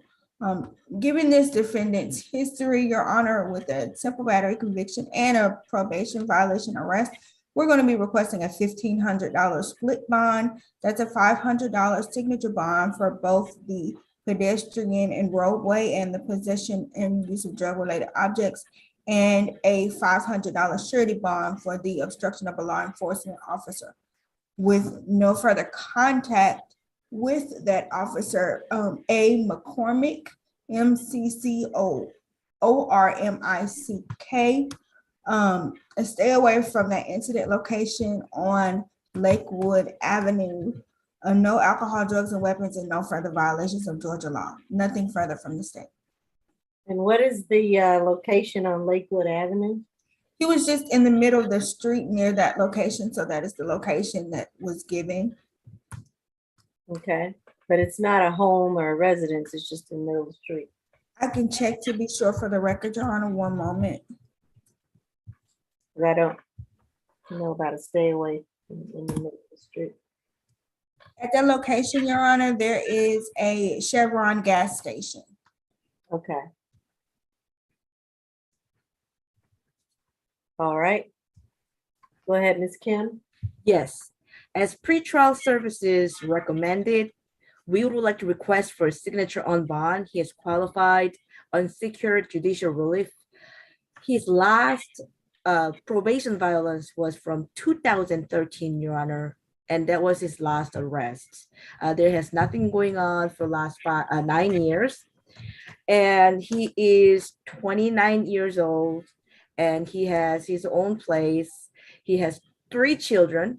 2 of them are 2 girls and 1 boy, and he's not married. However, his family is all here. Most importantly, he has been employed at FedEx for the last 6.5 years, but he's starting new job next week. He has to submit I-9 forms, all that stuff to start the job. So he does not want to lose that job.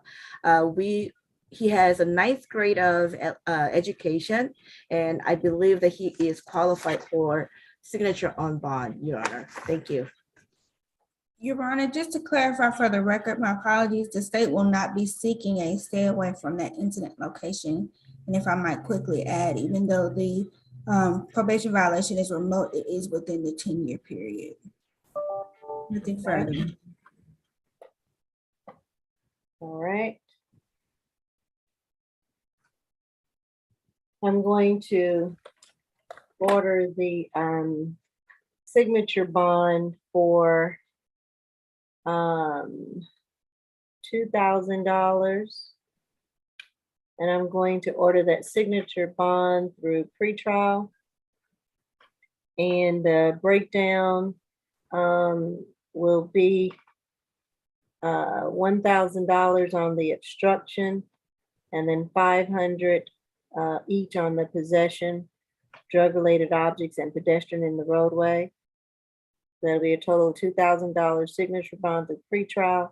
No drugs, alcohol, or weapons while on bond. No further contact with Officer A. McCormick. And I think that will be it. Is that correct? Yes, Your Honor. Yes. Further.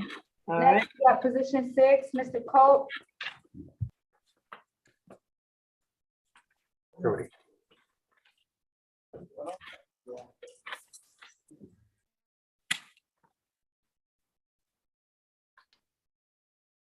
This is 22 CR 00433355E.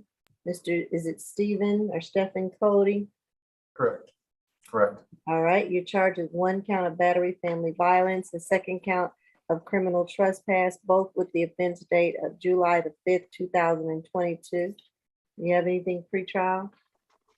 It's 4th arrest, 2011 suspended license, marijuana possession. The marijuana was a conviction. The suspended license was a, no, hold on. The marijuana was dismissed and the suspended license was a conviction. Before there was a 01 battery dismissed. That's it. All right, Ms. Falk?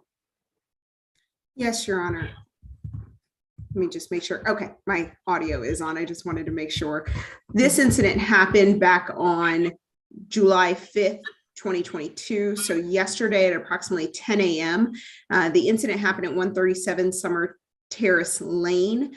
That's here in Atlanta, Georgia. And the victim in this case is the live-in girlfriend of the defendant, Abigail. That's Abigail Cresap. And that's Cresap.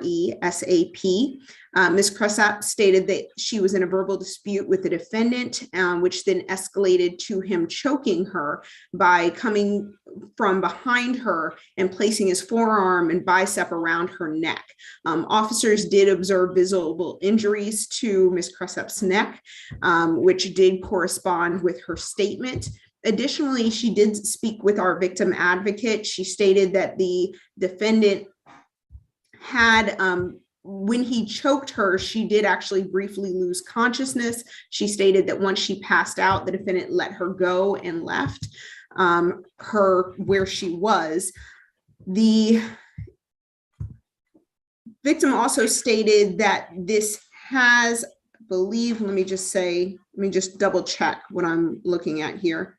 That this has happened a previous time. It is not the first time he's choked her, and the last time that it was worse and she had lost consciousness for longer. Although she does make these statements, she also states that she does not fear him and she wants him back into the home. For obvious reasons, the state does not want those things.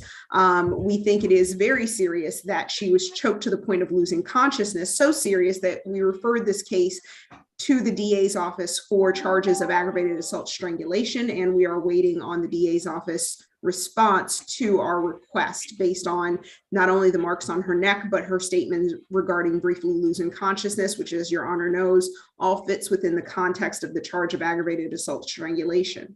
For those reasons, the state is asking for a $7,500 surety bond.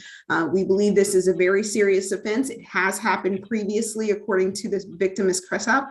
We are concerned that it will happen again in the future. Although the victim is not concerned for her own safety, we are extremely concerned for her safety based on the previous incident, as well as this most recent incident and the marks that correspond to the offense. We would also ask that he have no further contact with Ms. Cresap. We ask that he stay away from the address located at 137 Terrace Lane. And we further ask for the defendant to have no alcohol, drugs, or weapons, and he have 1 day of, well, at this point, we would not ask for anger awareness because we are asking for a surety bond. However, if the court decides anything short of a surety bond, we will ask for anger awareness at that time. Thank you. Nothing further from the state. And what was your total recommendation? That's going to be a $7,500 surety bond, Your Honor. And let me just double check. That would be a $6,000 surety bond on the family violence battery and a $1,000 surety bond on the criminal trespass. I did err in leaving out the facts on that criminal trespass. That was that the defendant returned to the residence and kicked in the door, causing visible damage to her door frame. Okay, so that's 7,000. Did you say 7,500 or just 7? Uh-oh, you're on mute. Excuse me, Your Honor. 6,500 on the battery, family violence, and 1,000 on the criminal trespass. Thank you. Usually I'm not good with math, but I was just making sure. I am absolutely terrible with it. Thank you. All right, thank you. All right, who do we have? from the PD's office?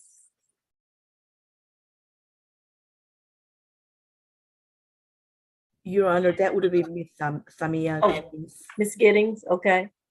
Go ahead.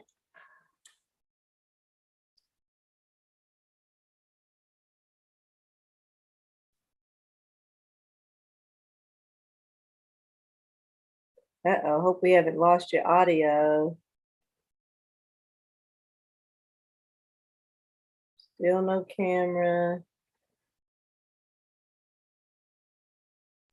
I know that sometimes it helps when a person leaves the Zoom and then comes back into the Zoom. I'm not sure if Ms. Giddings has tried that yet. I think she said she did, but she may have to do it again now because I think we've lost our audio too.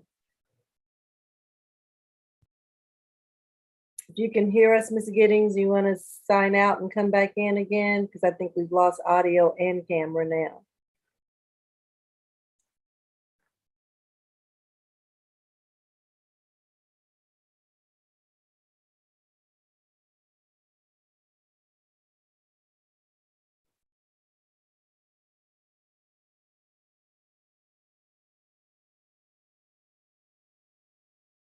Did she sign out yet? Okay, she says signing out and coming back. Give her a moment. Okay, now she's signing out and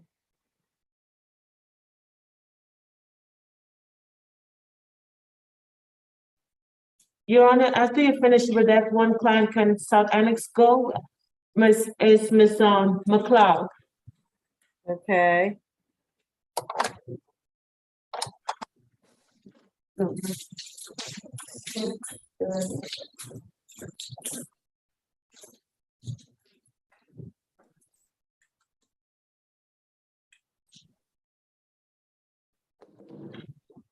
Who do you have at the South End?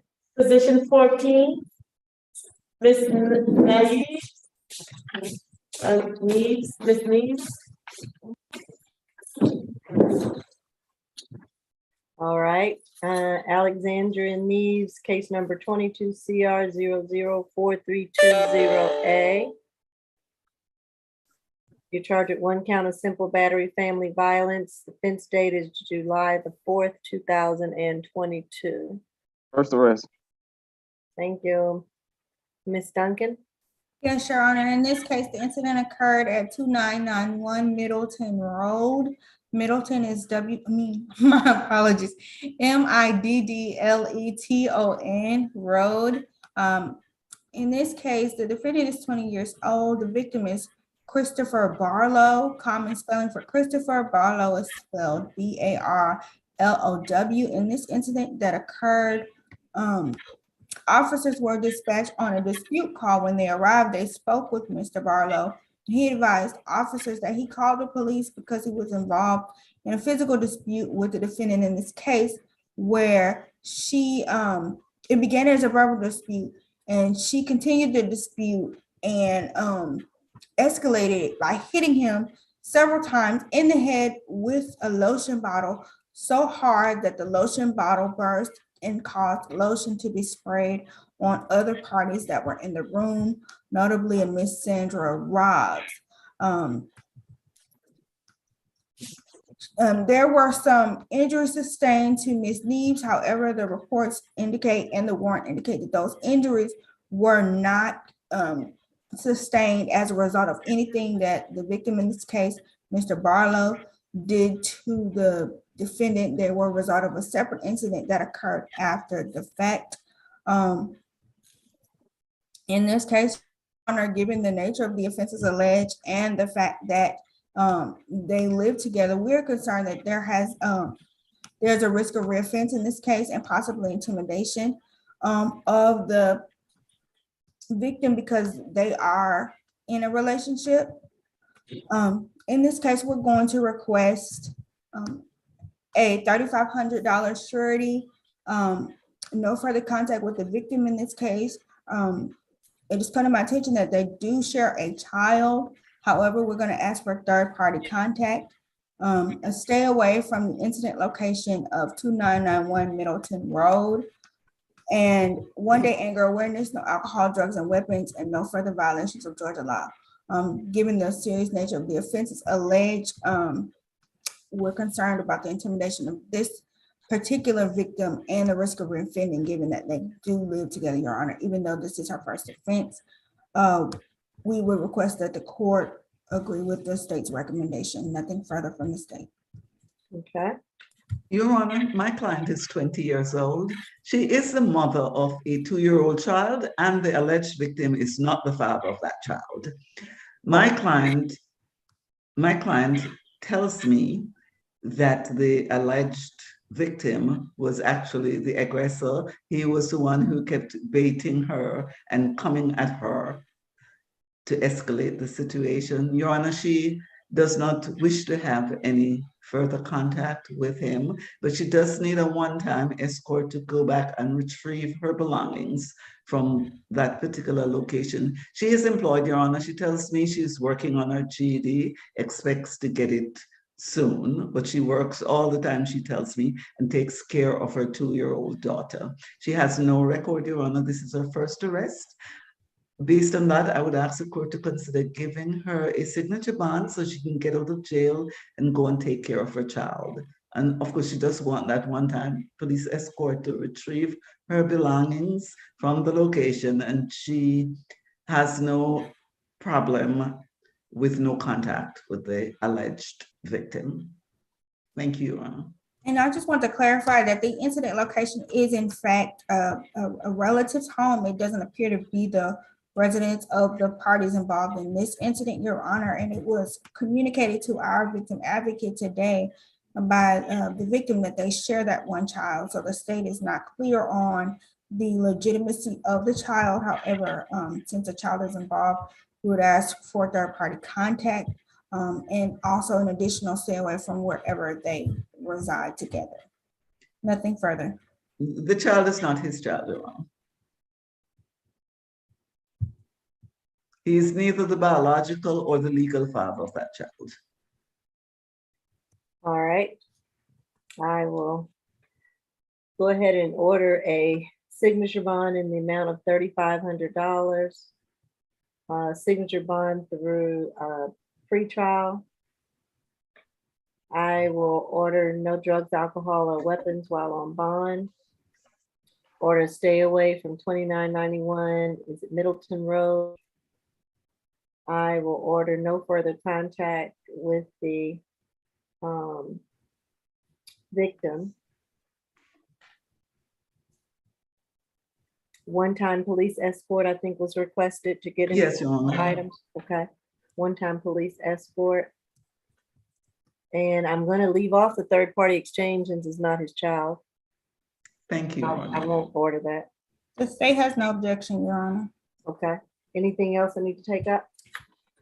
You said that was a signature, 3,000 signature through pretrial and a stay away with no alcohol, drugs, and weapons? At 3,500. 3,500. Okay. Yeah. You said anger awareness? No, I didn't. You did? Okay. Nope.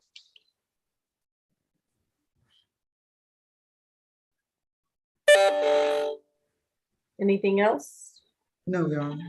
Not from me. All right. Nothing further. Next, we have position 8, Ferguson. Well, Your Honor, before we move to that one, I'm not sure if Ms. Oh, that's Giddings right. is Are we back ready to to address? Right.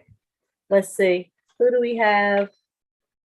Ferguson is not for Ms. Gideon's. That's actually, who did you speak with? Is Miss Giddens back on? I see her. Okay. Mr. Ferguson's my client. Oh. I see Miss Giddings down there. Miss Grace, or who's my Zoom person? Is she back in and on? Miss Giddings, can you hear us? Yes, Judge, she signed back in, but I don't know if her audio is working. Oh, man. I'm not hearing her. I'm not either. We'll keep going. Miss Giddings, you may want to try it one more time, signing out and back on, because we cannot hear your audio. And I don't see that you're muted, but I don't think we can hear you. She keeps saying audio not working. So is she able to do the call in? Isn't That's there? what I was gonna recommend. I can send her the number and she can try calling. Okay. Yes, let's do that. Ms. Falk is gonna send you the, I think she can hear us maybe, send you the number to call in. Oh, she said I need the number. Okay, she can hear us. Go ahead. Yeah. All right. And who do we have now? I'm sorry. 8 Ferguson. Okay. This is case number 22 CR 004317Y. Angelo Ferguson, 1 count of battery family violence. Offense date November the 28th, 2021. What do you have pretrial?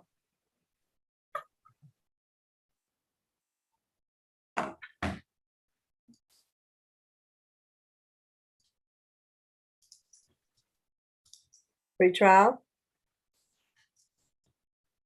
And also, Your Honor, while we wait for pretrial, I have some sensitive information that I would like to share with the court about this case. I would need to send it to you and the defense as well, correct? Anybody else I would need? We have Jeffrey to Patterson's case. Can I see it for a second? Hello? Okay. Yes. You want to put it in the chat to you, the defense? Anybody else I would need to send it to? No, I don't think so. Okay, thank you. Hold on, pretrial. I'm getting a message in the chat. What about his open case? Probably. Yes. So if you would handle it, then that won't be necessary. You can do it. I'll read why you type that in. That's kind of long. Okay. Okay. All right. So he got 26 total. Okay. His last arrest was 2021 for what she's about to type in the chat. 2018 probation violation. Got some 2017 suspended license stuff. 2015 probation violation. 2014 he had a battery, a simple battery. The battery was amended to disorderly conduct conviction. The simple was as well. So that's 2 counts of disorderly conduct conviction.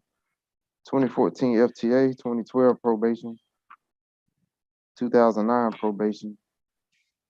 He went to felony earlier, got a $1,500 good bond for the possession of cocaine. How much? $1,500 good for the possession of cocaine. He got some forgery from the early 2000s.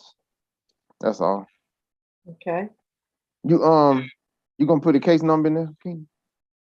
I can. You want me to send it to you? No. No, okay. No. I'll send it to the. I'll just call the case number out. It's 21 CP 200-989. That's for the open case in Superior Court. Okay. From 2021. All right. That's it, Judge. Thank you.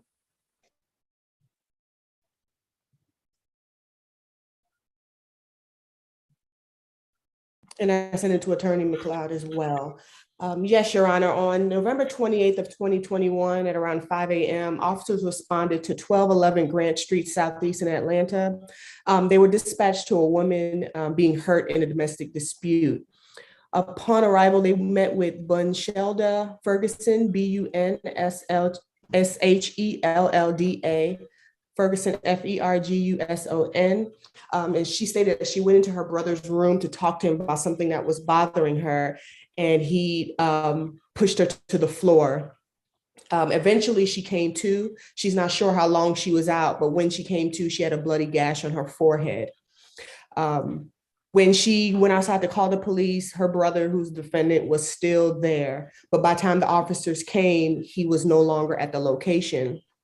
She gave the officers identifying information where a warrant was drafted for the defendant. She did go to Grady for her injuries. It was determined that she had a concussion due to the incident, and she also has subsequent nerve damage, Your Honor. She says she feels better now, but the nerve damage did last a while. Due to the defendant's concerning criminal history, lots of violence, Your Honor, we have a simple battery amended to a disorderly. So this defendant has been given second chances, and he still has been violating the law. He has 2 open cases in felony court right now, which also concern the state. The state is requesting an $8,000 surety bond, no further contact with Bunshelda Ferguson, a stay away from 1211 Grant Street Southeast, and no drugs, alcohol, or weapons while out on bond. All right, Ms. McLeod. Yes, Your Honor. My client is 43 years old. He tells me that he is disabled, Your Honor, so he cannot work and he's not working. He says the incident with his sister did not happen the way the state has stated it. He said that he did not strike his sister at all. The sister has done this before, that she has called the police and made false allegations against him, and ultimately they were unsubstantiated. He maintains that that is the case currently. I'd like the court to note that this incident apparently happened some time ago. My client was arrested when he was stopped. He was not driving, he was a passenger in a car. The car was stopped. And of course, the police ran the identification of everyone and informed him that he had a warrant. He absolutely denies the possession of cocaine, although I just want to explain that because this was used as an aggravating factor against him. He told me that the cocaine was not his, it belonged to the driver, and that the driver told that to the police officers on site, but that they insisted on charging him with that offense, Your Honor. I just wanted the court to point that out to the court. My client is not in a position to pay a very high bond. We acknowledge that he does have a record, Your Honor, but we would also like the court to look at the fact that he is disabled. Based on the foregoing, Your Honor, I'd ask the court to consider giving him as low a bond as possible so that he can get out and continue to get on with his life. He does not live with his sister. He tells me that he does have another place to live and where he does live, because they apparently had both lived with their mother. This alleged incident was at his mom's house, Your Honor. Thank you. Okay. All right, I'm going to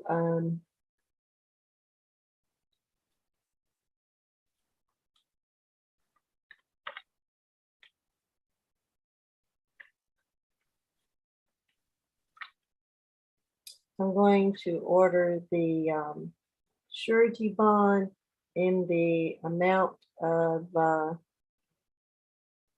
$7,000. I'm going to order no drugs, alcohol, or weapons while on bond. I'm going to order stay away from the 1211 Grant Street Southeast.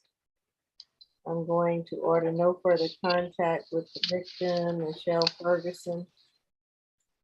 And I guess that'll be it for the bond order at this time.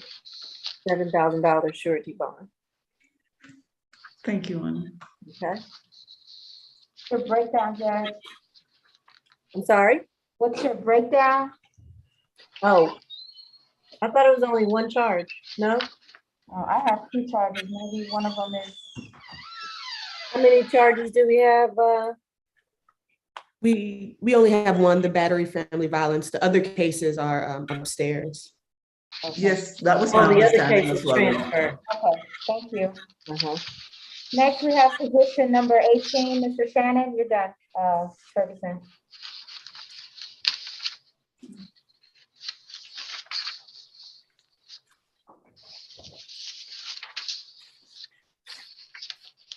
All right, this is 22 CR 004327F. Michael Shannon, you're charged at one count of possession and use of drug-related objects, second count of criminal trespass, both with the offense date of July the 5th, 2022, pre-trial. 24 total. Last arrest was in May. Probation violation, February probation. He got like 8 probation violations in the system. 2018 escape conviction out of Floyd County. 2014 trafficking cocaine or heroin, death by receiving. He went to prison after that, according to that cycle. So I'm assuming that was a conviction. 2014 possession of tools conviction.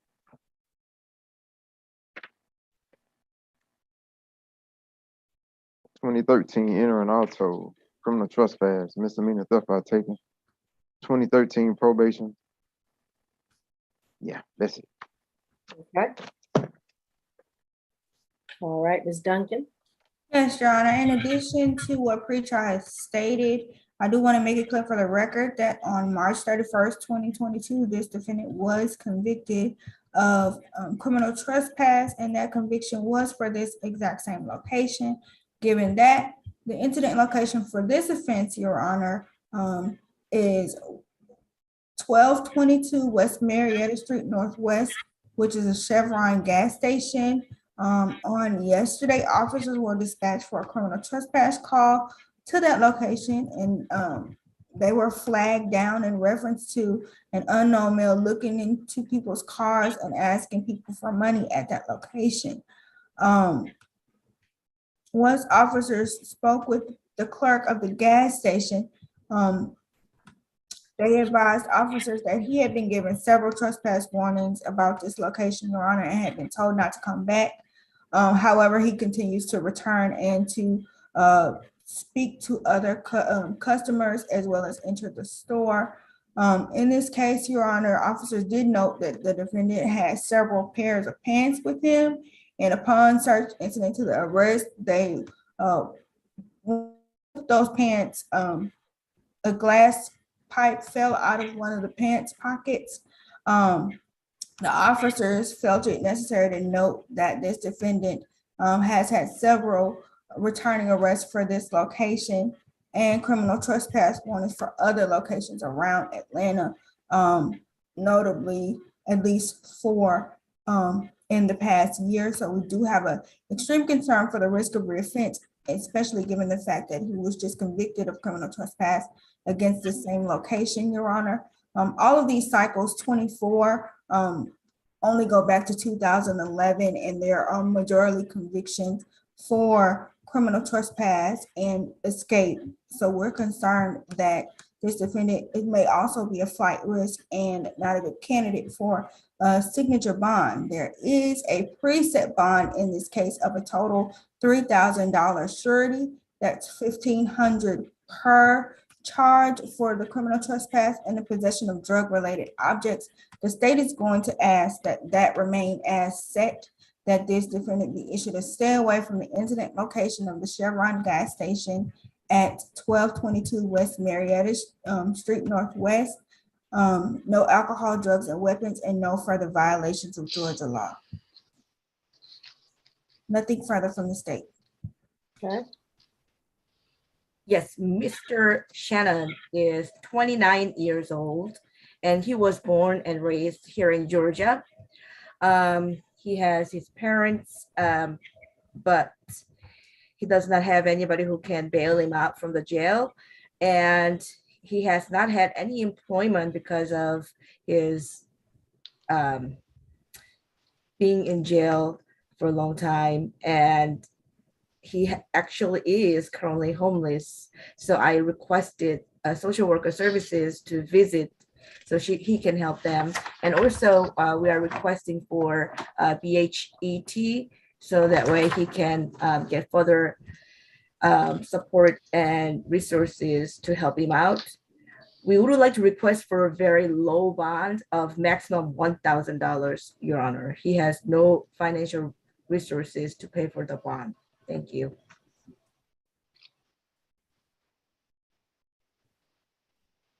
All right, I'm going to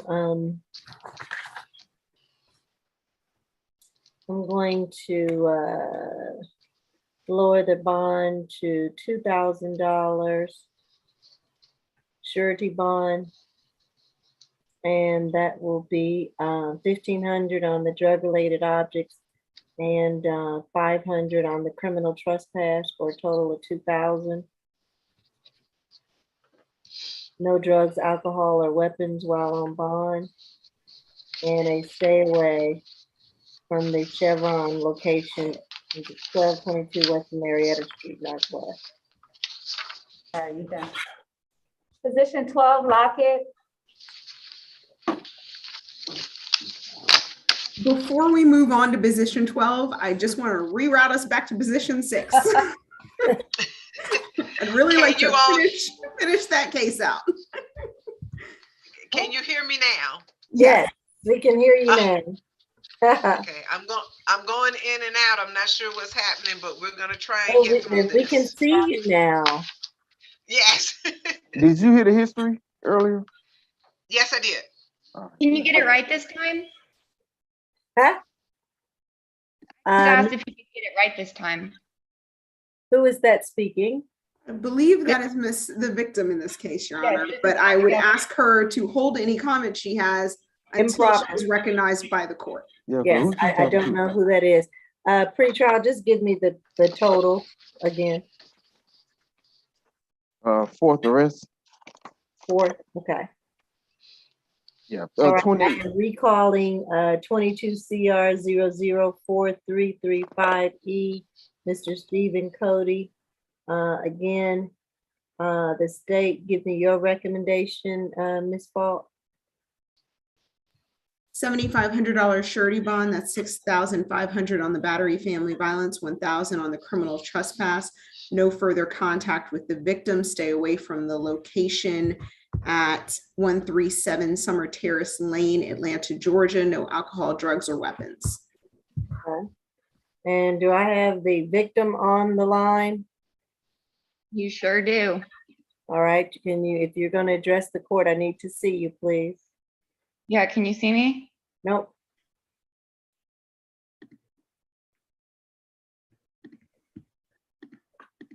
It says my video is going. Nope, we have a black screen. Okay. How do I get it to work? I don't know. It says it's going. If you're on a laptop, sometimes what will happen is there's a button at the top where the camera is that may be turned off. So there's a kind of switch that toggles back and forth to turn the video on. So that may have occurred in your case. I'm not sure how to do that. Can I call in from my phone? Sometimes I have better luck from my cell phone. Yes, but you need to hurry up. If you can hurry and do that. Yeah, I'll do it right now. Okay. There wasn't a phone number listed on the Zoom feed, just password and. Oh, it didn't have a number. No, it just had a meeting ID and a phone and a passcode. It didn't have a phone number. Miss Cressup? Cressup? Yes. Okay, can you hear us? Yes. What is that number, Miss Falk? Yes, Your Honor. That's what I will reiterate what Ms. Giddings said. I was not able to locate a number. I actually got in contact with state court and asked them if they could send any kind of information of that nature to Ms. Giddings, because I also thought there was a number on the email, and I went back to the email for reference and there was not. Okay. Ms. Grace, do we have a number for this victim to use? Or I may have to, unfortunately, allow her to speak with a black screen in the essence of time. I really don't like to do it with my victims because I don't know who they are. Judge, so this isn't a my computer mistake. This is your mistake. No, it's not. Judge, if she has a cell phone, she can do the Zoom through her cell phone, and she has the Zoom app.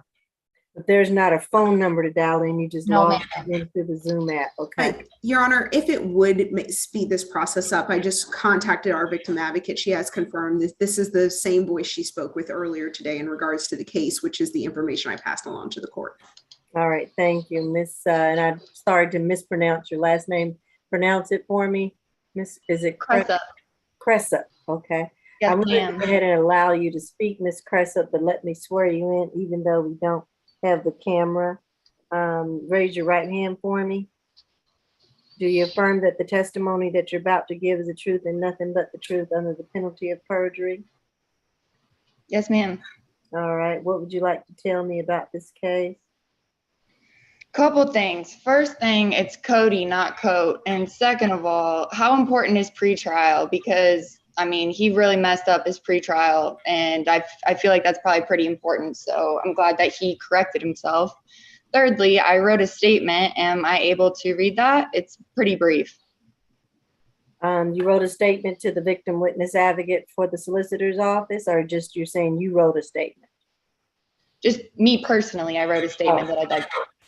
If it is very short, but the problem I have slightly is this is not a trial, and this is not any forum for going through the facts and things of that nature. I am trying to determine bond, okay, for this defendant, and I'm trying to figure out if he meets the qualifications for bond. And so the first question for you is, are you in fear of him or fearful of him if he were to get a bond and get out? I address all of this in my brief statement. Can I just read it? Go ahead and read it. Yes, please. Thank you. Thank you. Okay, it says, we got into an argument and things escalated very quickly. I recognize that it's never okay to put your hands on another person, but I overreacted and I made him very angry. I made the situation worse and I should have stopped and listened to him. I want him to know that I'm sorry for my part in the argument, and I hope that he feels the same. I am not afraid of Mr. Cody, nor do I want anything bad to happen to him. At the end of the day, we are all imperfect people and every relationship has its issues. I don't believe anything of this nature will be happening again. And we are both taking the necessary steps to get back to a healthy place in our relationship. I would like to pay for Mr. Cody's bail, and I ask that all charges be dropped. No one has told me to say these things. I am doing this out of my own free will because I believe this is the right thing to do. All right. I don't know how that is going to matter, but that's all I have to say. If I may follow up with just one question. Yes. Isn't it correct, Ms. Cressup, that you told our victim witness advocate that this had happened previously before? Yes. And remember, you are under oath. Yes, this has happened once previously before. Okay, who called the police? I called the police yesterday. Okay. Anything else, Ms. Falk? No, Your Honor, other than to say the beginning of that statement literally read like the domestic violent victim cycle Bible. So that's the only point I needed to make. Thank you. All right, so noted. All Please don't issue a stay away order or do not contact order, please. I will listen to Ms. Giddings and then I will make my ruling. I appreciate your time in reading your statement today. Thank you for your time. Ms. Giddings, do you have any cross-examination questions for this witness? No, Your Honor, not at this time. Regarding the incident, I just do need to ask, I need clarification, I guess is what where I'm going with this. Miss Cressup, did I understand to hear you correctly to say that you are not fearful of Mr. Cody? Did she disconnect? Mr. Cressup? You're muted, ma'am. Now we can. I said, did I can hear you now, ma'am. Did I understand you to say that you are not fearful of Mr. Cody? No, I'm not afraid of him. Okay, and I'm not fearful of my safety in any way. And you all have two separate residences, is my understanding, correct? No, we live together. No, now I'm saying, I know you may live together now, but there is a separate residence that is his, that is not yours, correct? Yes, yes, ma'am. Okay, so then if the court were to issue an order saying that he could not return to the location. Please don't do that. Ma'am, I don't have any control over that. That's totally up to the purview of the court. I just need to ask, do you understand that if that is issued, that it would be ill-advised for you to go to Mr. Cody's residence in Snellville? You understand that? I understand that. It's not necessary. Okay. I'm the one that called the cops, and I wish I hadn't, to be honest. Okay. I have nothing further, Your Honor. I'm ready to make my argument on Mr. Cody's behalf. All right, go ahead. You may proceed. Yes, Your Honor. Mr. Cody has a separate residence that is his residence and his residence alone. It is in Snellville, Georgia. So there is an alternative living arrangement that can be made. He has done postgraduate work at Georgia State University as well as Gwinnett Tech. He has a Bachelor's of Arts degree from Georgia State University in anthropology. He is currently employed as a supervisor at My Personal Gardener. So after today, if he needs legal assistance, he will not qualify for the public defender's office. He is asking, based on his limited history and dismissal of the 2001, which is 22 years ago, simple battery charge, that Your Honor issue a signature bond of $1,000 on the criminal trespass and $2,000 on the battery, and he is willing to report to pretrial bi-weekly, so they have more of a hook on him supervision wise while he is awaiting to fight these charges once they make it through to the presiding judge, who will be the trial court judge over this incident. I'm not going to get too much into Mrs. Cressup's attitude and view regarding how the situation was handled. However, Mr. Cody would like for me to proffer to the court that some of the allegations as laid out in the police report are not exactly accurate, and he is awaiting his day in court. All right. I am Miss Cressup. Can you mute yourself, please, while I give my ruling? Thank you. All right. I am going to order a $6,000 signature bond. That will be $5,000 on the battery, $1,000 on the criminal trespass, and that will be a signature bond through pretrial. And I do want him to report bi-weekly. There will be no drugs, alcohol, or weapons while on bond. There will be a stay away from 137 Summer Terrace Lane. And no further contact right now with Miss Abigail Cressup. And I will ask that he take the one-day anger awareness course as well. And that will be the ruling of the court. Thank you, Your Honor. Thank you. Thank you, Your Honor. If I may address Mr. Cody, because I need this on the recording. Mr. Okay. Cody, I understand Mrs. Cressup's feeling and attitude toward this situation. And I just need to impress upon you that the court does not have control over her. She is not the one charged with a criminal offense. So the court cannot order her to stay away from you. The court cannot order her not to come to your residence. The court cannot order her to leave a restaurant if she walks in and you're sitting there. She can't be made to turn around and leave. However, I need you to understand crystal clearly that you are to have no further contact with her. And no further contact means no emails, nothing on social media, no texting, no calling, no voicemail, no cards, no letters, no balloons, no flowers, no skywriting or smoke signals, pigeon, nothing. You need to stay away from her. And unfortunately, she may reach out to you. I implore you, you do not respond. And Ms. Cressup, he cannot respond if you reach out to him. So I don't want you to get caught up in your feelings about that.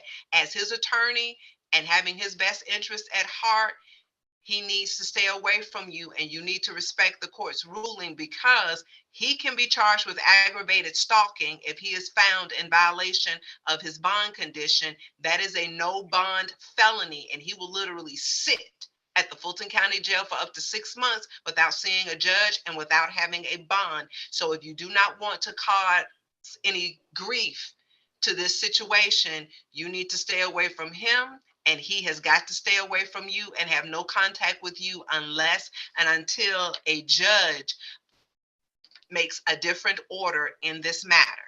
Do you understand, Mr. Cody? You can just shake your head yes. Okay, that's all I needed, Your Honor. Thank you so very much. All right, thank you. Position 12, Lockett.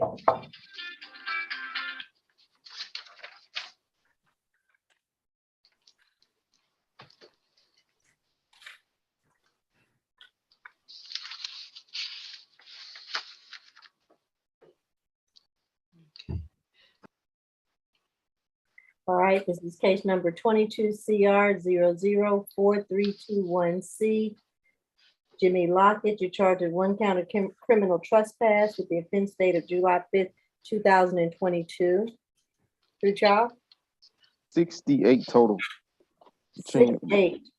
Yes, between Georgia, Florida, and Tennessee. I got an opening burglary, theft by taking 19 CP 185584. Last arrest was February for criminal trespass. He got a lot. Just give me the last few. Last was in February. Before that was 2020, possession of a Schedule 2 controlled substance.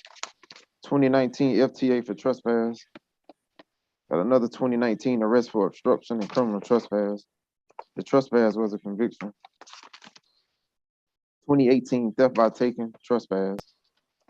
Those were dismissed. And another 2018 trespass. He got DC time served for that. Okay. And a 2017 theft by taking conviction. That's some probation violations from 2017. Ag assault, ag battery. All right, thank you. Ms. King?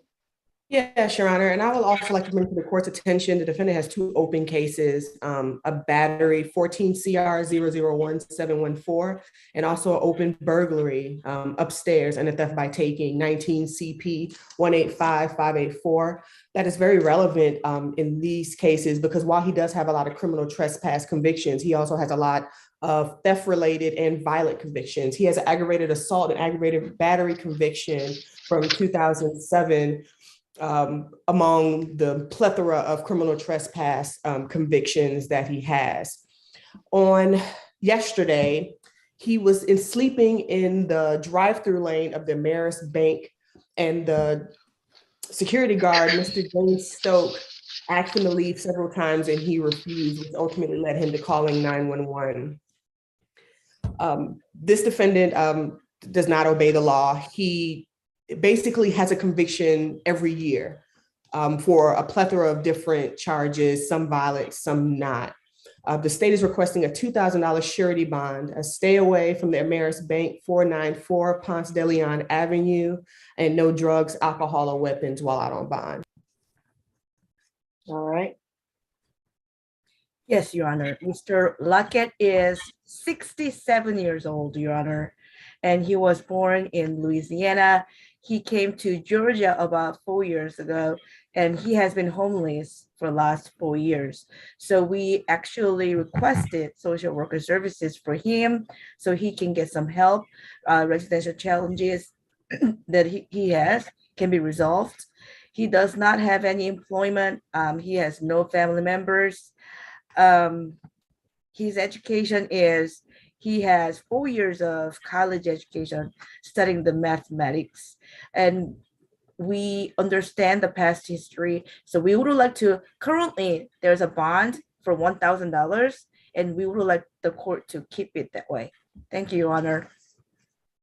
Your Honor, the state would object to the bond remaining as set due to the criminal history. I didn't hear pretrial reference the open cases, so I'm wondering if that's the reason why they went with that amount.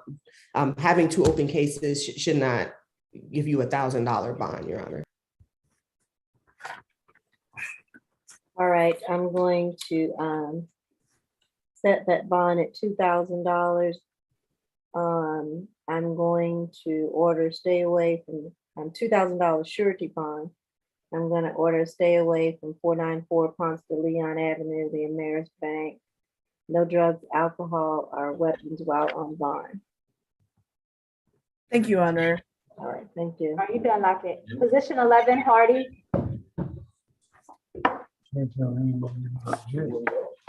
So what?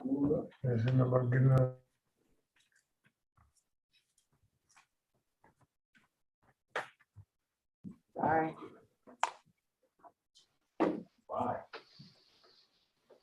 All right, this is case number 22 CR 004322G.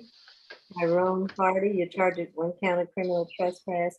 Offense date July the 5th, 2022. Pre-trial.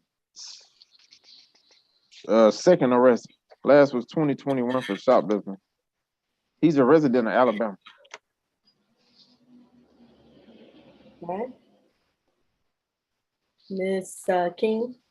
Yes, Your Honor. On yesterday, Sergeant Weems responded to the Adams Park Library and detained the defendant. He called for backup, and that's when other officers responded. And one of the officers there was the one that actually gave him the criminal trespass warning on June 30th of this year. So he was not supposed to return there, and he did. From what I gathered from the warrant, this defendant has been a problem in that area, being on the steps of the Adams Park Library, obstructing the pathway for patrons. The state is requesting a $2,000 signature bond, a stay away from 2231 Campbellton Road in Atlanta, and no drugs, alcohol, or weapons while out on bond. Okay.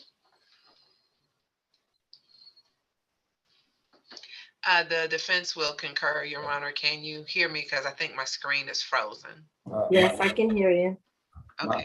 Well, we have no objection to a $2,000 signature bond, and I've had a conversation with Mr. Hardy about where he can and cannot be, and where he should and should not be, and he assures me that he understands if he returns to the Adams Park Library in the Greenbrier area, he would be arrested again. Great, thank you. All right, I will order a $2,000 signature bond through the jail. I got a question. Hold on, Mr. Hardy. Mr. Hardy, I need you to remain silent, and if you have any questions, I'll talk to you after court, sir, okay? But the judge has said that she will give you a signature bond, so you don't have to go through a bonding company or pay any money to get out, okay? Yeah, I know all that, but my stuff say Junior on it. What y'all talking about right now? Not own that color stuff. I don't. Mr. Hardy, when the judge says that you cannot have any weapons or any alcohol or any drugs when you're on bond, she's not in. I got my gun license. I don't know what you. Mr. Hardy, sir. Mr. Hardy, sir, you're going to talk yourself into a situation, and I'm not going to be able to help you. I'm trying to explain to you that the court is indicating that they do not want you to partake of any substances. The court is not saying that you have a drug problem or an alcohol problem. That is not her position. Everybody who is out on bond has bond conditions, and those bond conditions include, unless you have a prescription, you cannot take any type of substances, and she does not want you to partake in any alcoholic beverages. No one's saying that you have an issue with anything. That's all that is. Everybody has the same bond conditions all day today. Okay. Thank you so much for whoever that is that muted courtroom too. Yeah, I think the deputies did. So again, Mr. Hardy, I'm going to be gracious to you and give you that signature bond. All right. They're getting them. Thank you. For Mr. Clowers. All right.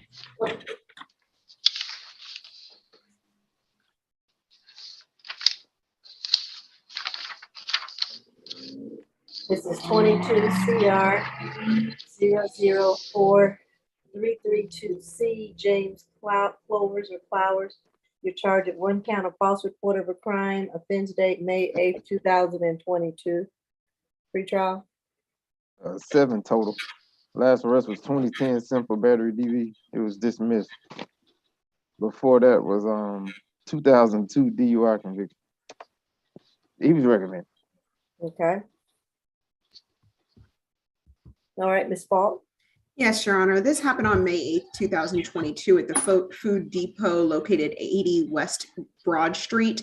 The defendant had called police out to that location, stated he had parked, gone into the location, was inside for approximately 20 minutes, and someone he believed a vehicle had pulled into the space beside him and knocked off his mirror. The officers had an opportunity to look at the cameras at the Food Depot to see if they had any security footage. The defendant initially said he didn't think they had cameras watching that part of the parking lot.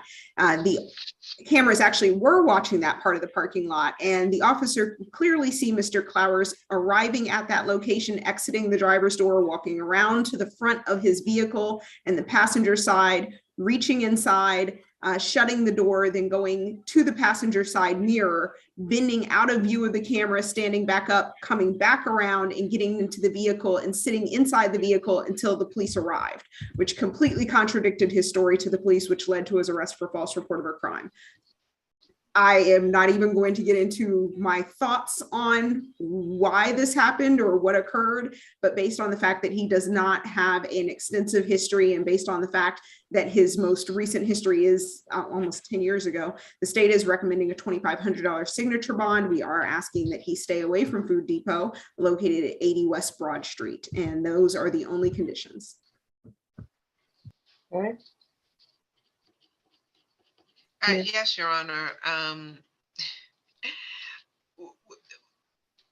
We graciously accept the state's recommendation for a $2,500 signature bond.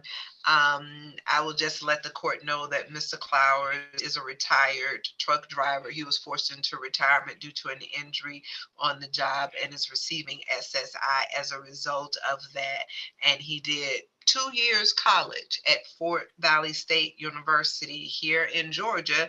Interestingly enough, he was studying criminal justice and pre-law. Okay. And that's where we are, Your Honor. Gotcha. Thank you. All right, Mr. Flowers, I'm going to grant you the signature bond, 2,500. I'm going to grant you that through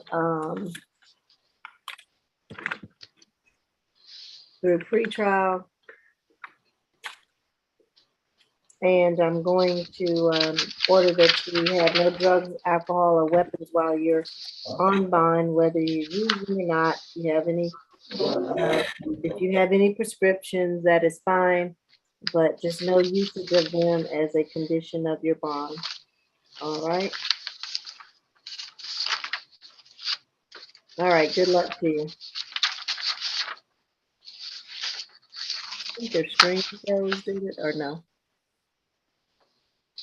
You gonna get the history for Blanchard in the breakout? I can give the history in the breakout. All right, Mr. cool. Howard, that's fine. Judge, I'm about to run to the restroom. Yeah, I have a firearm permit. Go ahead. You have a question, Judge. Judge, I am a firearm holder, and I do have by law to carry. And I usually, depending on the charge, will have someone surrender their weapon. I won't have you to surrender it, but please do not carry it while you're on bond. Well, Ms. Grace will put that, Ms. Grace, put that in the conditions of the bond. Do not carry while you're on bond. So that means it has to stay at home in your residence. You can't have it in your car. You can't have it on your person. It must stay at the house. Okay. While you're on bond. Okay. Okay. All right, you got it. All right. Last case was position 2, Mr. Blanchard. All right, they're gonna put us in a breakout for that real quick, and then we'll come back to you. And Your Honor, I did request that Ms. King and Ms. Bacchus join us in the breakout. Okay. Did you hear that, Ms. Champion? Yes, ma'am. Thank you.